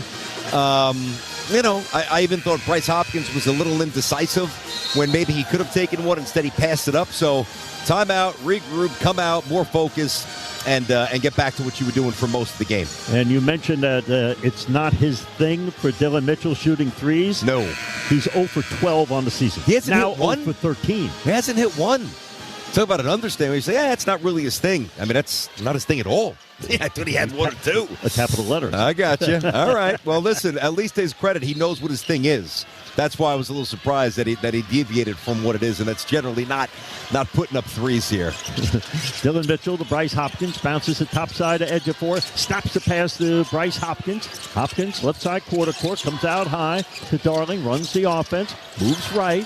Out top to Mitchell. Mitchell goes baseline near the Sellers. Covered up on the perimeter by Smith. 8 seconds to shoot here. Here's Darling with 5 seconds to shoot. Here's his runner. Lays it up and in. Dylan Darling down the left side of the lane. Puts the Red Storm ahead 49-32. That's the second time. Oh, we got a foul? We got a whistle here. By the way, that is it delay a game? I'm just trying to figure out what's going on here. Yeah, I believe it's a warning. That's the second time Dylan Darling has been really patient, and then, boom, just kind of popped to the rim there. They're ignoring him. That's there all night. Darling with 6 points, 3 of 7 from the field. Weisbrod down low to Bond. Bond guarded by Mitchell. Curl, free throw line. Horn set. Guarded by Zuby. In the middle, spins to the right, muscle shot is up short, rebound Ejiofor. Yeah, good post defense, little contact, but Zuby's arms were straight up. They're not going to call that on him. Darling front court, left side quarter court. Darling crossing over, top of the circle. Hopkins looking right, goes left. Acceleration down the left side. Spin move on the lane. Misses the runner, and the rebound comes down to Tristan Smith. Yeah, we've seen Bryce miss some layups this year. You want to put that one down. He goes coast to coast. Block shot by Dylan Mitchell. Loose ball poked away from Hopkins into the hands of Darling. Back to Bryce. Inside to Zuby. Double team. Leaves Hopkins free, and he misses a three from the right angle. Rebound Tristan Smith. Yeah, a little sloppy here. First of all, Hopkins traveled. They didn't call it. Wide open three. Missed it. St. John's a little cold to start the second half. Here's Campbell out top the Hornseth. Curl, free throw line. Dump pass down low. The runner is put up and good by Will Hornseth. He's back to 15 here. Hornseth from the right side. 49-34 with 16 minutes and 15 seconds to play here. Second half, St. John's the lead in the basketball. Darling, Mitchell, left wing. Mini weave on the perimeter. Ozias Sellers, who had 3 threes in the first half. Top of the key to Zuby. Now at the free throw line. Spin move on Hornseth through his legs. And the loose ball into the hands of Tristan Smith. Now this combination suddenly looks very lost for St. John's. Surprising, perplexing. Spin move in the middle. Smith against Ejiofor. Back pass to Campbell. Lays it up and in. Oh, what a pass. Wow. Tristan Smith to Campbell. And it's now 49-36. That was sweet. You got to give it up. Tip of the cap. Behind the back. This is Darling, Sellers, Mitchell on the perimeter. Flips it over to Zuby. Down to the baseline. Scoops it up. No good. Zuby is foul. Will go to the free throw line. That's a good thing. Anytime you want to stop the bleed and pump it down to the Big East Player of the Year in the post. Working the baseline. Missed the layup, but he got hit. 2 free throws when we get back. And we will. Timeout on the floor. 15:27 to play. Second half. Here's your score. St. John's 49, UNI 36. And we'll have more Red Storm basketball coming up. Presented by Learfield. From sprains to strains and everything in between, recovery starts with the right team. Whether it's pain or limited movement, turn to professional physical therapy, the trusted PT provider for the St. John's Red Storm. From athletes to everyday patients, they deliver top-notch care. With over 200 locations across the Northeast and growing, Professional PT makes it easier than ever to get the expert care you need right where you need it. Start your road to recovery today. Visit ProfessionalPT.com to find a clinic near you. That's ProfessionalPT.com. High-tech tools, community bank service right here at Ridgewood Savings Bank. When you switch to Ridgewood, we'll help you achieve your goals with the latest financial solutions. Checking that fits your life. High rates on savings, 24/7 digital banking, no-fee personal loans, affordable mortgages, and more. And it's all backed by a tradition of stellar local service that goes back over 100 years. That's personal banking done right. Learn more at ridgewoodbank.com. Member FDIC and equal housing lender. When you're on the move and looking for nonstop college sports action, get the Varsity Network app and take the game with you everywhere. Stream live play-by-play from schools across the country right from your phone, free. Catch hundreds of weekly podcasts, including shows from your favorite teams, all in one place. From football Saturdays to midweek hoops, it's your all-access pass to the college sports world. Whether it's game day or just your daily drive, the Varsity Network app has you covered. Download now and listen live for free on the Varsity Network app.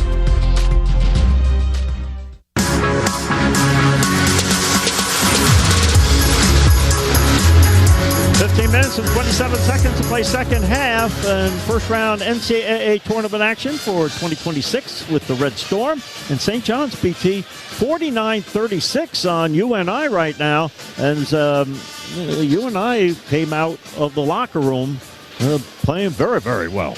Yep, it's playing with pride. I mean, that should be expected. It is the NCAA tournament here. So, St. John's obviously has more talent, and they jumped out to a nice lead.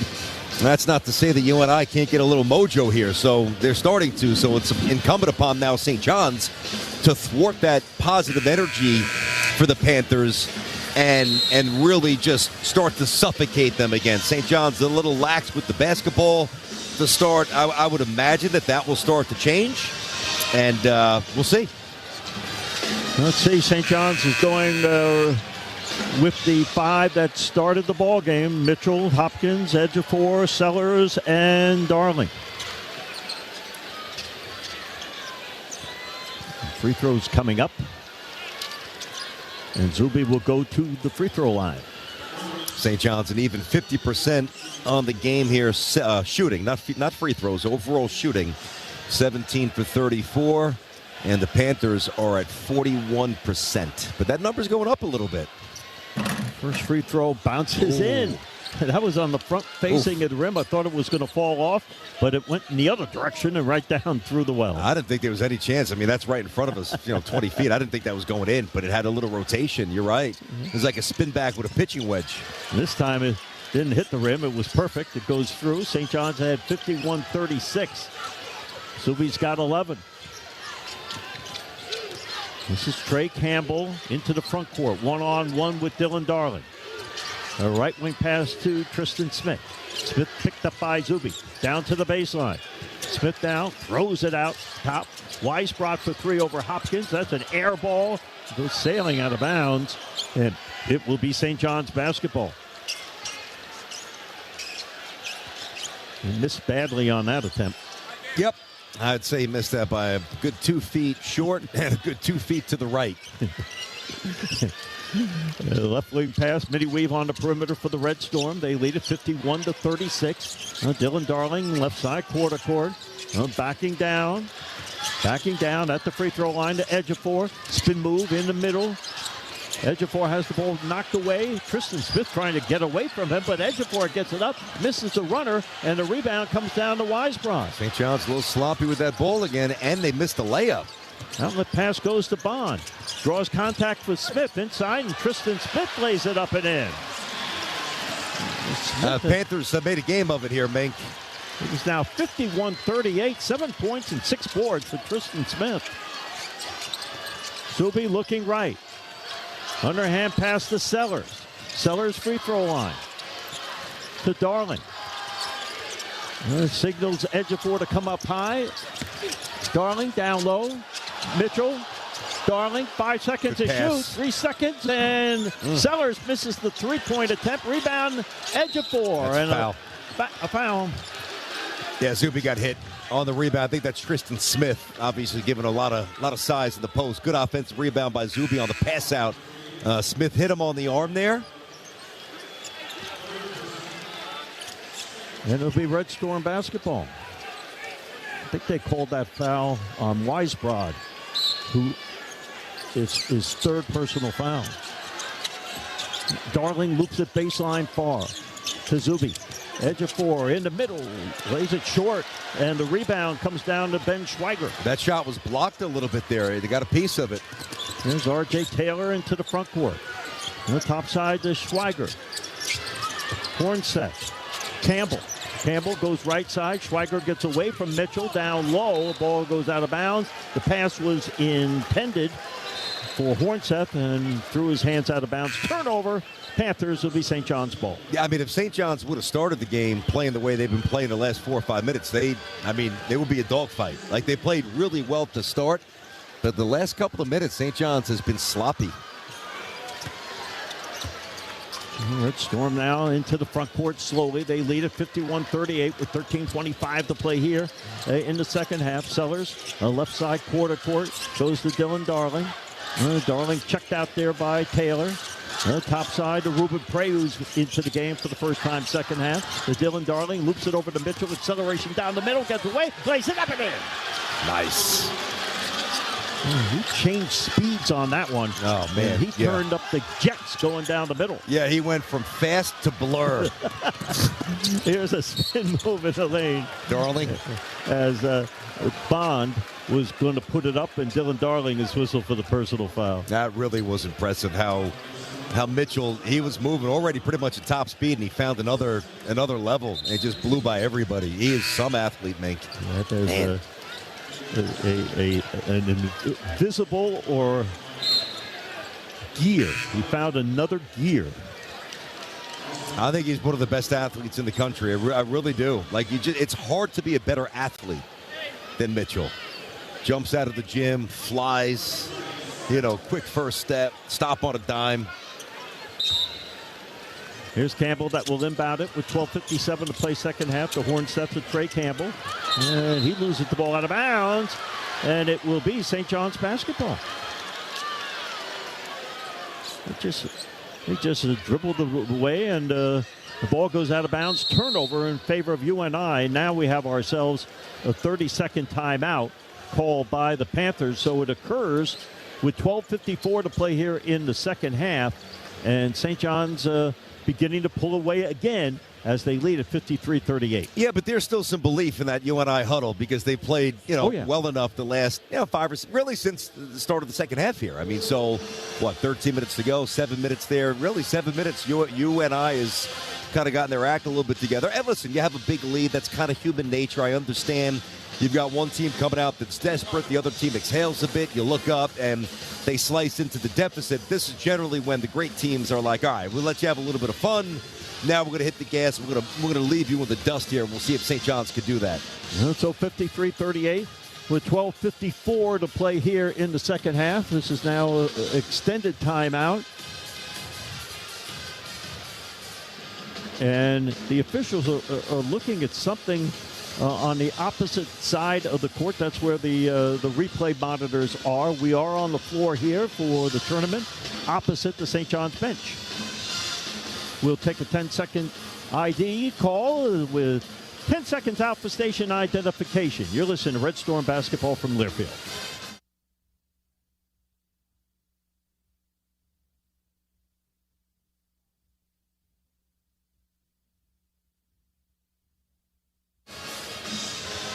Minutes and 54 seconds to play here in our second half. NCAA basketball tournament action for 2026 first round action with the St. John's Red Storm as they lead UNI Northern Iowa 53-38. Yeah, after the review.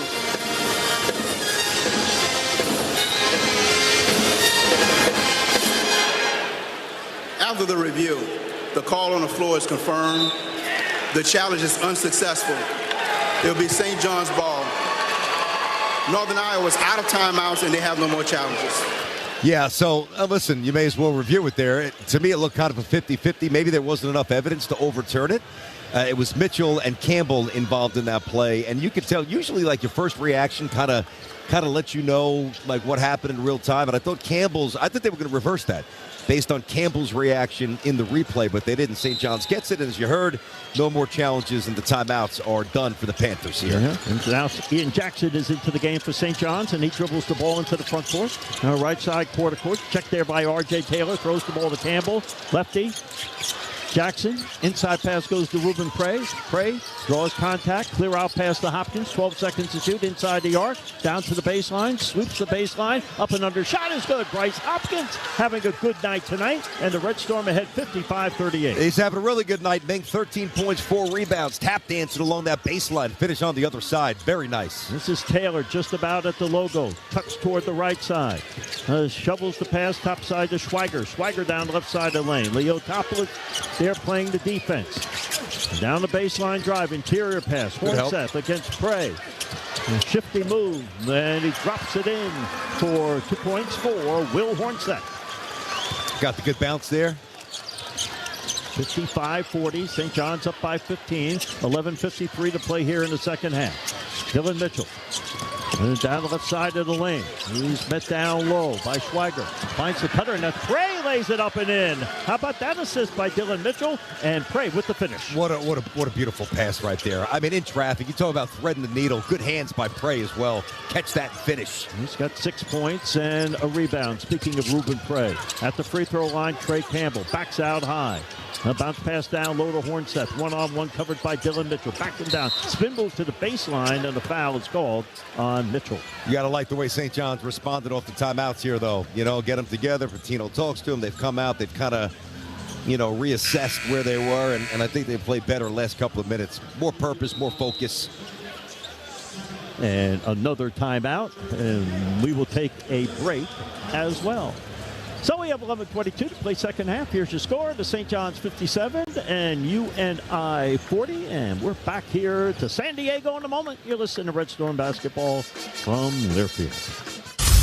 For comprehensive coverage of college basketball, tune to Sirius XM College Sports Radio Channel 84 in the car and on the Sirius XM app. For the win! Got it! Let's go! Sirius XM SiriusXM is the home of your favorite team and conference, including live games, plus interviews and analysis. He's got it! So cheer along with the SiriusXM app and listen to your favorite team anywhere. Get a free trial at SiriusXM.com/College Sports Radio 2025. Which schools will take home the prestigious Learfield Directors Cup for the top college athletic programs for the 2025-26 college athletic season? Check out the criteria and follow the year-long standings of your favorite team at L Directors Cup on the X platform or online at thedirectorscup.com. Trophies will be awarded in June 2026 to the winning institutions in all college sports divisions. The Learfield Directors Cup, powered by NACDA, the crowning achievement in college athletics.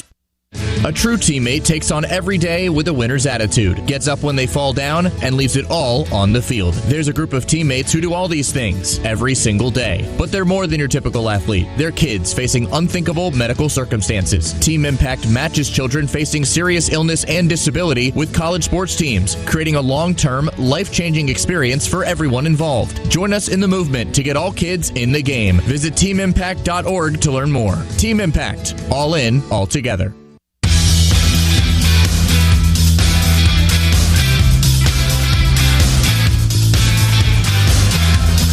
Food Bazaar Supermarket in St. John's giving back to our community through the Free Throws for Food promotion. For every free throw made by a St. John's Red Storm player, a $10 food donation will be made to St. John's Bread and Life. However, if the St. John's men's basketball team makes 400 free throws, and they're over 600 during the 2025-26 regular season, Food Bazaar Supermarket will donate $10,000 in food to St. John's Bread and Life. Keep track of how many free throws have been made throughout the season at redstormsports.com/free throws for food. John Minko and Brandon Tierney back here, San Diego, California, where the heat was evident.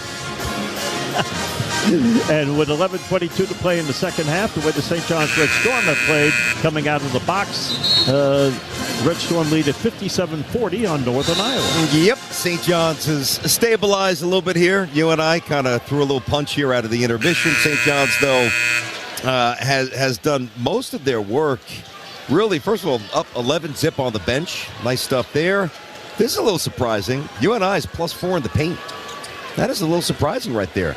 St. John's 13-9 off the turnovers, and Zuby and Hopkins and Sellers really leading the way offensively for the St. John's Red Storm. Ruben Prey remains in the game. Ejiofor on the bench right now. Here's Trey Campbell down on the baseline drop. Double team pressure, and the ball is thrown right into the hands of Mitchell.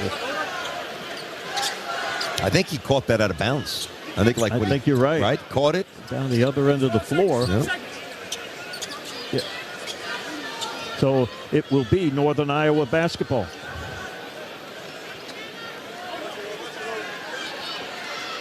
Officials are conferring. Patrick Adams, Rick Crawford, and Nathan Hall. Nathan Hall is from the Big East. Campbell will inbound it where Mitchell stepped out of bounds. The inbounds pass comes to Hornseth. Hornseth working one-on-one with Ruben Prey. The isolated side here on the near. In the middle, goes to the left, throws it up wildly, no good, but the deflected rebound is tracked down by Leon Bond. Here's Bond, works on Prey. Step back jump shot is good. Bond now has 12. He's been pretty polished, pretty smooth on that step back tonight. Yep. Transfer from Virginia. Leo Topless on the perimeter. Left side quarter court, slips the ball to Prey. Right wing pass. Here's Ian Jackson, a burst of speed. Comes back near side. To lefty, to Jackson. Sets up for the three. Bingo! Nice. Ian Jackson, three-point shot. And St. John's goes ahead 60-42. That was a beautiful looking shot. Jackson covered off the curl. Little two-man game with lefty. Hit him in the chest. Jackson stuck it right side. Well, Hornseth now, high right. As the basketball works on Prey. Right wing pass goes to Leon Bond, the third. He'll fire a three. In and out, no good. Rebound, Hopkins. That's his fifth rebound to go along with the 13 points. Hopkins bounce pass to Prey. Double team pressure, shoots, no good, foul. Yeah, he's done a really good job of getting very deep in the post. I mean, Ruben Prey, they're looking for him. Like, he's aggressively posted up, and that entry pass, they got right to him. Put him on his hands. And when you get it in the right spot, all you have to do, it's an old-school drop step with that 1 foot. Boom, roll to the rim. You're either dunking on somebody or you're getting fouled. And as you mentioned, Prey, Jackson, Leotopoulos in the game now, given St. John's, as Prey makes the first free throw, rest for players like Zuby and others. Yes, sir. We talked about that a little bit ago. Lefty's going back to the bench, so that's interesting. Darling is back in. We'll see how long Zuby's out. But St. John's, still 11 out of 17 from the free throw line. It's not optimal. You're looking for a little better than that. I'd like to see Sandin do a little something tonight, so he has some confidence going into the Kansas game. The second free throw is converted upon, so it's now 62-42. St. John's back up by 20. Hornseth in the backcourt, races the ball into the front court. Now top to Smith, Tristan Smith. To Campbell. Campbell spin move at the free throw line. Turns, fires, and scores. He made that one look easy. He did. He thought he was fouled, too. He's still kind of chirping. Surprised they let him get away with it that long. He's got 14 points. 5 of 10 from the field. Trey topside, guarded by Smith. Coming across from left to right is Darling. Darling moves to the left, and he is fouled by Tristan. Smith. Yeah, Smith, yep. Yeah, they're doubling him very aggressively. That was out by the St. John's hash, right in front of their bench, right by where Coach Patino generally stands. So, they're throwing that second defender, and they're trying to get a quick turnover. Really hasn't worked much, though. Here comes the inbounds pass. Mitchell bounces at the Prey, lobs it inside the edge of four. Spin move, triple team, but he follows it up, misses the shot. Rebound Prey. Jackson, another three from the left. This is no good. Rebound Hopkins. Battle for the loose ball into the hands of Prey. Rifles the pass to Jackson. Down Broadway. Scoops it short, but he draws the foul. No. Yeah, he did. Yeah. He did. That was a 50-50 one. A lot of contact right there. Did Jackson initiate? Was the UNI defender stationary? And I'd like to get a replay here. Either way, Jackson getting a couple of free throws make. Jackson goes to the stripe, and he is at 90% on the season. Yep. 9:09 to play second half.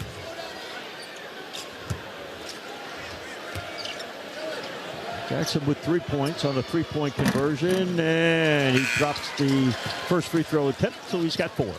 Yeah, his pre-shot routine's interesting. I like it. No messing around. He knows he's got a great touch, gets it, quick dribble or two, spins it, boom, eyes it, and just lets it go like that. Free throw is good. So it's now 63-44. Sandin is into the game. And so we'll see if St. John's, when they get the basketball, look for him. We'll find that out. Tristan Smith is picked up by Prey in the backcourt now. Brings it into the front court, gets away, and a foul. I think he's fouled by Prey. He was. It was a late whistle. And they were going to let it go, but once they lost possession, it would have been a turnover. They blew it. Definitely late. And really, I thought it was the right call. I thought Ruben Prey kind of crossed. Instead of shuffling, he crossed his feet over, and that's the last thing you want to do as a defender. Weisbrod. He inbounds it to Campbell. Campbell guarded by Jackson. Campbell on the drive. Right elbow down the right side lane. Up and under shot after he swept the baseline. Misses. Short. And a rebound into the hands of Prey. Yeah, good help defense there. Prey and Hopkins got a piece of it. Here's Jackson. Front court. Left side quarter court. Now Jackson whips the pass, but the pass deflects into the hands of Campbell. Turnover, Red Storm. That's the kind of pass that drives Rick Pitino nuts with Ian Jackson. Here's Weisbrod. Goes baseline. R.J. Taylor dumps it baseline. Weisbrod. 10 to Taylor. 15 to shoot. Smith gets away from Sandin, lays it up. No good. Rebound comes down to Prey. Yeah, they had a layup right there. Tristan Smith couldn't bury it. Wide open. St. John's up by 20, 64-44. 8:08 to play here in the second half. Darling to Prey. Prey looking near side. Prey throws the ball to Sandin. Sandin top of the key. Sandin has the ball pickpocketed away but a foul. Yeah, it's going to be team foul number 6, so not quite yet in the bonus here. Timeout is called. So we have 7:58 to play here in the second half. That foul was on Smith, his 4th. 64-44, St. John's over Northern Iowa. We'll have more Red Storm tournament basketball after this timeout from Learfield. Red Storm fans always get the red carpet treatment from Food Bazaar Supermarket. Shop for your groceries from the comfort of home, and right now, get $10 off your order of $50 or more. Plus, your first delivery is free. Go to shop.foodbazaar.com. That's shop.foodbazaar.com and use promo code FANSGET10. Food Bazaar, the official supermarket of St. John's Athletics. And while you're at it, download the Food Bazaar Rewards app. It's fast, easy, and free. For comprehensive coverage of college basketball, tune to Sirius XM College Sports Radio Channel 84 in the car and on the Sirius XM app. For the win! Got it! Let's go! Sirius XM is the home of your favorite team and conference, including live games, plus interviews and analysis. He's got it! So cheer along with the Sirius XM app and listen to your favorite team anywhere. Get a free trial at SiriusXM.com/College Sports Radio 2025.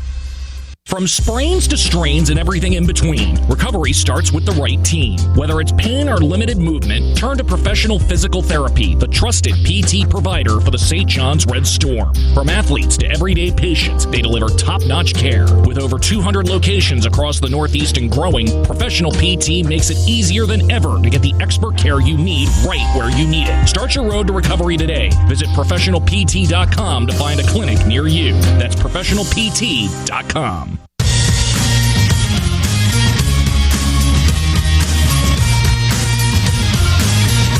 All tournament long, Westwood One and the Varsity Network bring you the action to Indianapolis. For your team's calls, stream it exclusively on the free Varsity Network app. Download today.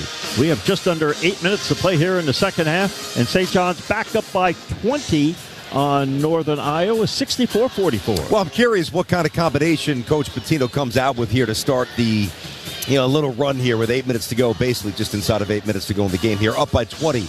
Is it the starting five and, one last little push here to make sure you bury them, which is one option, and I would certainly get that, or do you try to run the reserves out there and stretch this even more and maybe steal some minutes for what we all expect will be a matchup with Kansas on Sunday? We'll find out in a second. Either way, though, St. John's did a great job being ready to start this game, and then a little slow out of the chute to start the second half, but good response. Once the Panthers started to make a little bit of noise, St. John's obviously took care of business. Sandin, Sellers, Hopkins, Prey, and Darling. Zuby getting an extended rest here. Yep, I like that. Yep, I don't have a problem with that.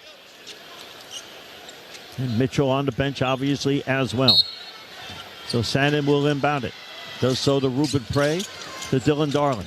Darling guarded by Campbell. Slide pass down low. Hopkins, double team pressure. Goes baseline. Darling, re-entry to Hopkins. Hopkins in the middle. Gets away, muscles it. No, it was short. And the rebound comes down to Hornset. To Weisbrot. On the drive to the free throw line. Dump pass to Hornset. Puts it up, no good over Sellers, but Oziah looks like he's whistled for the personal foul. Yep, good two-man game right there by the Panthers. And having said that, Zuby will no longer be resting. Zuby getting ready to come off the bench, jump back into this game. And Prey looking over, so it will be Will Hornset, the 6'8", 235-pound sophomore from Wisconsin. Very high arch, and he misses the first free throw short. Yep, and you said, what is he, 51%? He's pretty bad at the stride. 53, right. 53. Yeah, and I noticed the arc when he went to the line in the first half, and it is quite high. And both times it's been short. Interesting. So you might want to, from his point of view, maybe if you take away a little height, you'll get a little more distance. Well, let's see what he does here. Yeah. I mean, that should be the adjustment, but I'll tell you, he plays tough.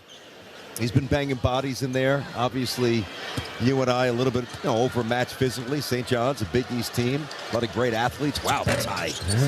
He misses that one. My goodness. They got to work on it. All right, Dylan Mitchell and Ejiofor are both back in the game for St. John's. This is Mitchell.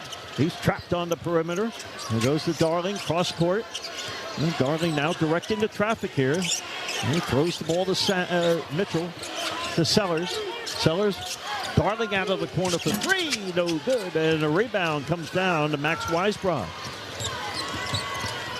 Lead pass to On the drive, missing the dunk attempt was Bond, but the follow is up and good by Schweiger. Now timeout is called by St. John's. Rick Patino is not happening right now. Happy right now. No, his bigs down low. Yeah, I mean, I don't think anybody's being spared the venom because he's getting to Dylan Darling now. I don't know if he loved that shot by Darling from the corner. I thought it was a pretty decent shot, but I'm also not Rick Pitino. Usually Rick will let them get a little closer to the bench, and they'll assemble the stools, and the coaches will sit down. Rick basically, they're not too far from the midcourt logo. Like, he came out to meet them. That's the urgency this huddle is being addressed with. St. John's breaking the huddle right now. This was a 30-second timeout. Red Storm with Darling, Sellers, Zuby, Mitchell, and Sandin.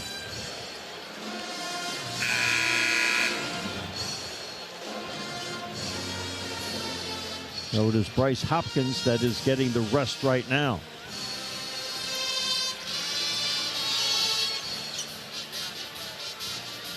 Just under 7 minutes to go. Mitchell will inbound it. One thing UNI does well is they take away the interior passing, and Zuby only 1 assist so far tonight. Something he's really been. He's been great passing the ball this year. They've taken that away. Sellers right side court to court. Cross-court delivery to Sandin. Sandin looks down low, finds the cutter. That's Mitchell. Delivers the ball to Sellers. Fakes the three. Curls the ball down the middle, though. But he misses the runner, and the rebound comes down to Schweiger. Short-armed it. Outlet pass, and then gets the return pass back. And Weisbrock with a long-range three with a high arch. He misses that one. Rebound, Darling. Rebound number 9. Zuby handed it off to Darling. Darling, Sellers, Mitchell. Diagonal pass to Darling. Darling backs it out. Cross-court delivery to Sellers. Gets the return pass back. Right wing pass. It goes baseline to Sellers. To Darling for three. No good. Rebound into the hands of Schweiger. Long lead pass goes to Bond. Back pass to Weisbrock. Rifles the pass. Hornseth now gets away from Zuby. Spin move on the middle. Zuby on him. Weisbrock throws it up, no good, but Ejiofor's whistle for the foul. Mick, I don't know if you remember me saying, it was very early in the first half where Dylan Darling, one of his free throws, I noticed like a hitch. I'm like, that just didn't look like anything I've seen from him in a while. And I don't think he's shooting the ball with great confidence right now. And I don't know if there's any connection between the two. I'm not saying he's got the yips. I'm not saying that. But his stroke suddenly doesn't look as polished and as smooth as it's been the last couple of months. As Hornseth hits the first free throw, I think you're right, especially from three. He doesn't have the touch that he had earlier on during what was a solid string of games. Yep. Remember, he started very poorly. That free throw was good as well.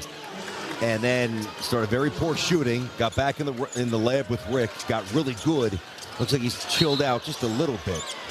And now we have, let's see here, 1-on-1 situation. The foul. Ejiofor was fouled basically at midcourt.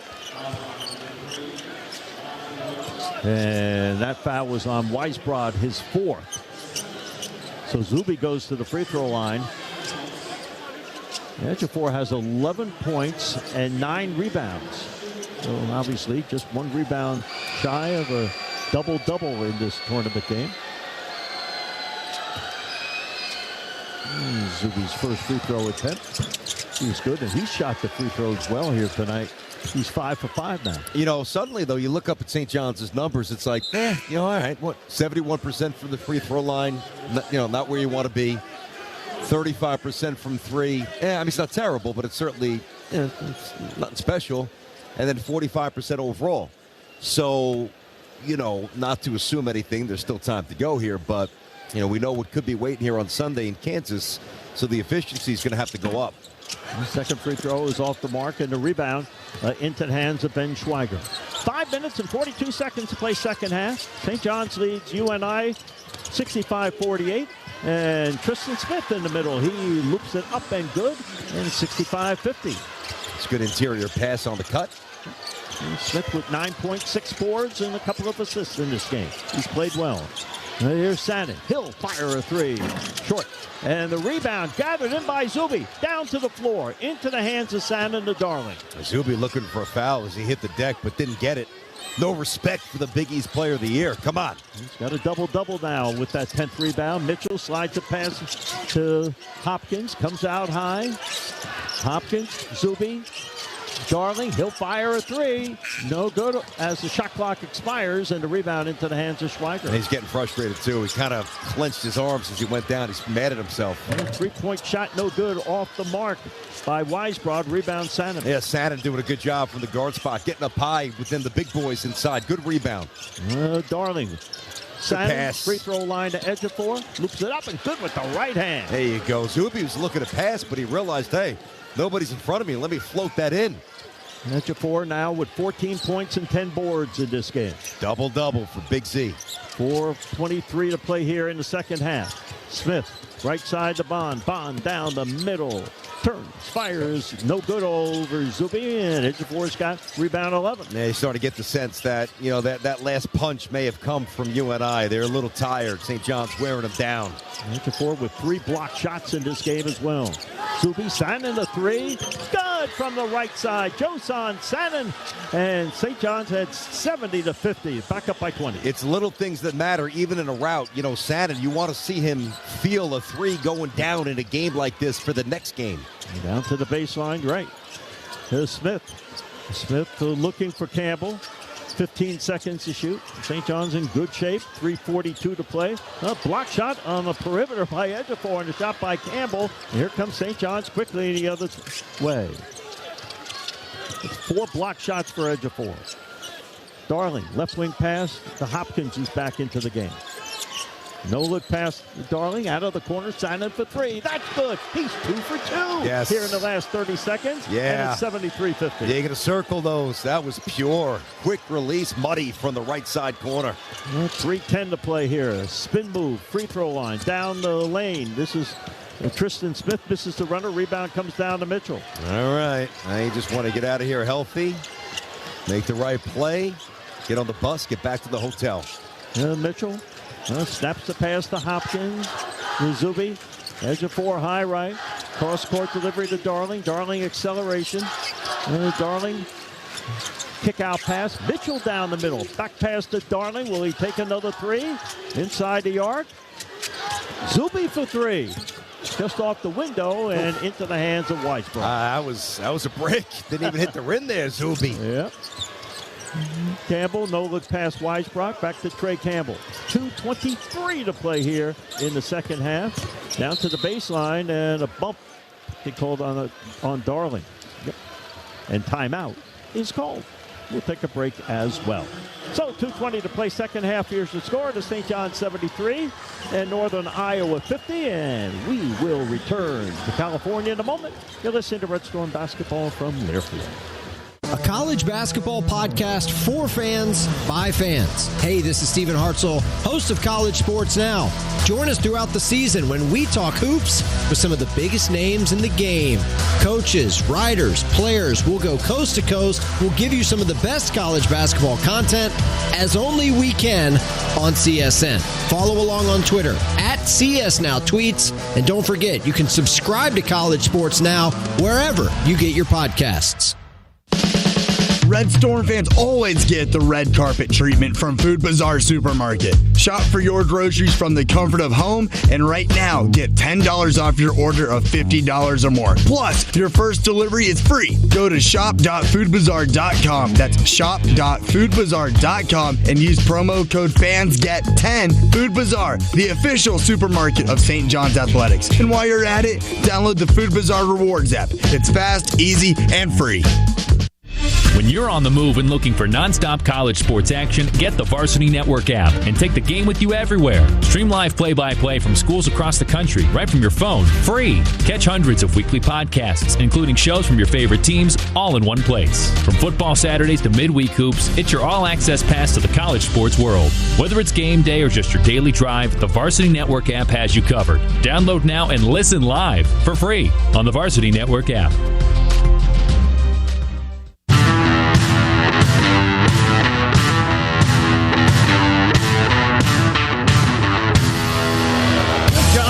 Brandon Tierney. Thank you very much for tuning us in on this Friday night. We have 2 minutes and 20 seconds to play in our tournament opener for the Red Storm for 2026, and they lead UNI pretty convincingly right now, 73-50. Well, this is interesting. You know, I can't get behind this, but I understand it, but I can't get behind it. So they're having fun on the Jumbotron, messing around. Everybody's having a good time. They showed these two little girls, I mean they're 5 years old maybe, in Kansas Jayhawk cheerleader outfits. Absolutely adorable. And the St. John's fans started booing them. So, in anticipation of Sunday. We can't be having that. Come on, they're little kids. I get it, but it's all good. St. John's is playing very well, up by 23. They weathered a couple of the storms here, but the front court too much. The outside shooting on point early, hitting some threes, getting some good separation. Really forcing UNI to play uphill the entire game, which they don't have the horses. All due respect, they don't have the horses to play that way against St. John's. A lot of credit, though, for them being the 6th seed to play 4 games in 4 days. Yes, sir. And win all 4 by a convincing margin to get to this point. No question. Not trying to diminish the accomplishment at all. I've seen a lot of their fans around town. Really good Midwestern people, friendly. Good stuff. Yep. So Mrs. Free Throw Campbell does. And the rebound into the hands of Ian Jackson. And Mitchell, Hopkins, Josan Sanin. And Sanin on the perimeter works the pick of Zuby. And back pass, let's see, left side. Rifle pass, Mitchell to Jackson. 10 seconds to shoot. 2 minutes to play here. Jackson, no look pass, left side quarter court. This is Sanin, high left. Zuby for 3. No good, off back rim. Rebound into the hands of Mitchell. 1:45 to play. St. John's will be playing on Sunday as Jackson converts the runner in the lane for another 2. They may have gotten hit there. Good athletic move. Jackson's, has played pretty well here. 7 points. Hasn't played a lot, but he's done some good things. Campbell, Smith, Weisbrod for a 3 on the right, and he drains that one. Line drives it right through. Yep, line drive, a good rotation. 75-53, 1:18 to play. Sadiko Abin-Ayu is about ready to check into the game for the first time. Jackson Mitchell, 2-hand pass on the wing to Sanin. Sanin, Hopkins. Sanin looking left. Goes right side to Jackson. 10 seconds to shoot. Under a minute to play. Jackson lead pass. And a 2-hand jam for Dylan Mitchell. Wow. What a pass. What a finish. My goodness. Quickly the other way. The runner is missed by Bond. Rebound to Mitchell. Into the front court. Mitchell, Jackson all the way to the hoop, and he lays it up and in. I mean, listen, you're seeing the repertoire here from Ian Jackson. There's a reason why they wanted him from UNC. Immensely gifted, and he's just showing it all right now. Jackson with 9 points as Campbell throws up a 3 that just hit the rim. The backboard. And here come the subs. There's a lot of them. I'm sure a couple of the seniors getting ready to move on for UNI. And nice hand from the Johnny's faithful here. As Zuby, as Hopkins, Mitchell, the front court, they're getting showered with the red applause right here. Handi Tamba is into the game for St. John's. Sadiko Abin-Ayu, Ruben Prey, Sanin. Here comes R.J. Taylor's inbounds pass for Chase Corbott. Coming out is Taylor. 15 seconds to shoot. 30 seconds to play in the game. Taylor for a long-range three off the mark. Rebound comes down to Jackson. No need to shoot this. Shot clock is off. We're not looking to shoot this. 20 seconds showing. Jackson comes up now. The St. John's section right behind the bench comes to its feet here in San Diego. 7 seconds. The clock is winding down. And this is a victory for the Red Storm as they win their tournament opener. First round action in San Diego over Northern Iowa 79-53, and they will play on Sunday. Well, the party keeps going here, Mink. There you go. As expected, St. John's was supposed to win this game, and they did. Very business-like approach there. Very well done. St. John's coming out, sticking some threes early on. Really stifling, suffocating defense to really set the tone Now it's going to be a different weight class with Kansas, and we'll get to them when we get to them. But St. John's, I thought, was really dialed in, really buttoned up, and I thought their stars led the way. Zuby set the tone. Mitchell played well. Sellers, one of their best shooters, played very well early on. St. John's looked good tonight, ready to go. And Steve Massiello, Associate Head Coach, joins us on the postgame show. Coach, congratulations on the victory, and obviously leading right from the beginning. You came out strong and really sustained it tonight. Yeah, we got out to a good start. I thought these guys came out with great focus. I thought they understood the task at hand. Really did a good job of locking down the three-point line. Didn't give them a three in the second half to that last one with about 2:12 to go where Joe got caught trailing. So happy with the performance, and guys, very good Northern Iowa team. A lot of respect for them. Yep, they are good. So Coach, obviously, we talked about this on the air, how they play defense, try to pack it in, take away the interior passing, blah, blah, blah. Like, what was mission number one for you guys to attack them from an offensive point of view? You can't stand on the weak side and let them zone up on you. Similar to a team like Seton Hall, you have to have great movement, player movement, and then get ball movement. Then you'll have an opportunity to drive them one-on-one. If you stand and let them load up on you, they are terrific defensively and very effective. So we knew we had to get them moving. We also wanted to get on the break as best we can and not have to play against them in the half court. Last thing before I let you go, obviously, you guys will go back, do the media stuff, hit the shower. You go back and you watch Kansas at first. You watch the film from this. How do you handle if Kansas even wins? We don't know who's going to win. Yeah. Both teams are very good. Yep. It's a lot of multitasking right now. One of us will concentrate on, today's game, break that down. And then obviously we'll have a quick turnaround, get ready tonight for the winner of this game. Similar to the Big East tournament, this time's actually a little better, I would say, because you have that day break. Yep. Big East, and that's why conference tournaments or even the multiple team of tournaments back in the beginning of the year, November, are so beneficial this time of year because you're used to kind of that quick prep, that quick turnaround, understanding team strengths, weaknesses, what to take away and what you have to emphasize. So our guys will, we understand the preparation cycle. There's no one better than Coach P at it. Yep. And we'll have a quick turnaround, enjoy some good weather, and see you guys on Sunday. There's one, brother. Good job, Coach. Thanks, guys. Coach Mass. He's fired up. Let's St. go. John's will be playing on Sunday, and BT, what about what we saw here tonight? And you know what? And I said it earlier, what I've seen from St. John's the last few weeks, and I'll tell you, these Cal State Baptist fans are really getting into it. I love it, though. But that's the spirit of the tournament there, mate. They are ready. Yeah. But St. John's has really been focused on what they've had to do here in the last few weeks. They have been so locked in. It's amazing. And they have been so locked in here. There were some bumps early on, as we've chronicled throughout, whether it's that Kentucky game that they were up and they should have won that game, or Alabama, other opportunities they had to really stamp the resume.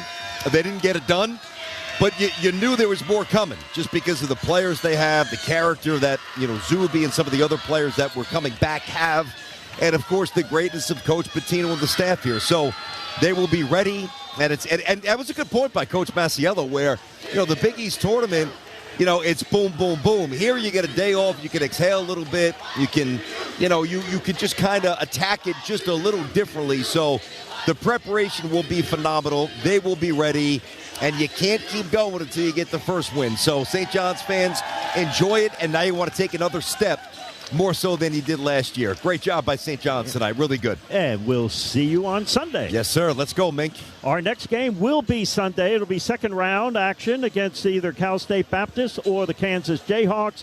When that game will take place, as they would say, TBA. So you keep track of your local listings, and for when the game will be played, it'll be played here in San Diego. We do know that. And also where it will be broadcast on either AM 880 or AM 1050, ESPN in New York, and, of course, the Varsity Network app. That's the exclusive streaming device for St. John's tournament basketball. Now, for Chris Matskowski and Zach Jewell and Brandon Tierney, this is John Minko saying so long from San Diego. Now, Zach has our postgame show. He'll have the complete statistical wrap-up of this game and more, so you keep it right here, and we'll hear from Zach in a matter of moments. You're listening to St. John's Basketball from Learfield. From sprains to strains and everything in between, recovery starts with the right team. Whether it's pain or limited movement, turn to professional physical therapy, the trusted PT provider for the St. John's Red Storm. From athletes to everyday patients, they deliver top-notch care. With over 200 locations across the Northeast and growing, Professional PT makes it easier than ever to get the expert care you need right where you need it. Start your road to recovery today. Visit professionalpt.com to find a clinic near you. That's professionalpt.com. When you're on the move and looking for nonstop college sports action, get the Varsity Network app and take the game with you everywhere. Stream live play-by-play from schools across the country right from your phone, free. Catch hundreds of weekly podcasts, including shows from your favorite teams, all in one place. From football Saturdays to midweek hoops, it's your all-access pass to the college sports world. Whether it's game day or just your daily drive, the Varsity Network app has you covered. Download now and listen live for free on the Varsity Network app. Red Storm fans always get the red carpet treatment from Food Bazaar Supermarket. Shop for your groceries from the comfort of home, and right now, get $10 off your order of $50 or more. Plus, your first delivery is free. Go to shop.foodbazaar.com. That's shop.foodbazaar.com and use promo code FANSGET10. Food Bazaar, the official supermarket of St. John's Athletics. And while you're at it, download the Food Bazaar Rewards app. It's fast, easy, and free. Which schools will take home the prestigious Learfield Directors Cup for the top college athletic programs for the 2025-26 college athletic season? Check out the criteria and follow the year-long standings of your favorite team at L Directors Cup on the X platform or online at thedirectorscup.com. Trophies will be awarded in June 2026 to the winning institutions in all college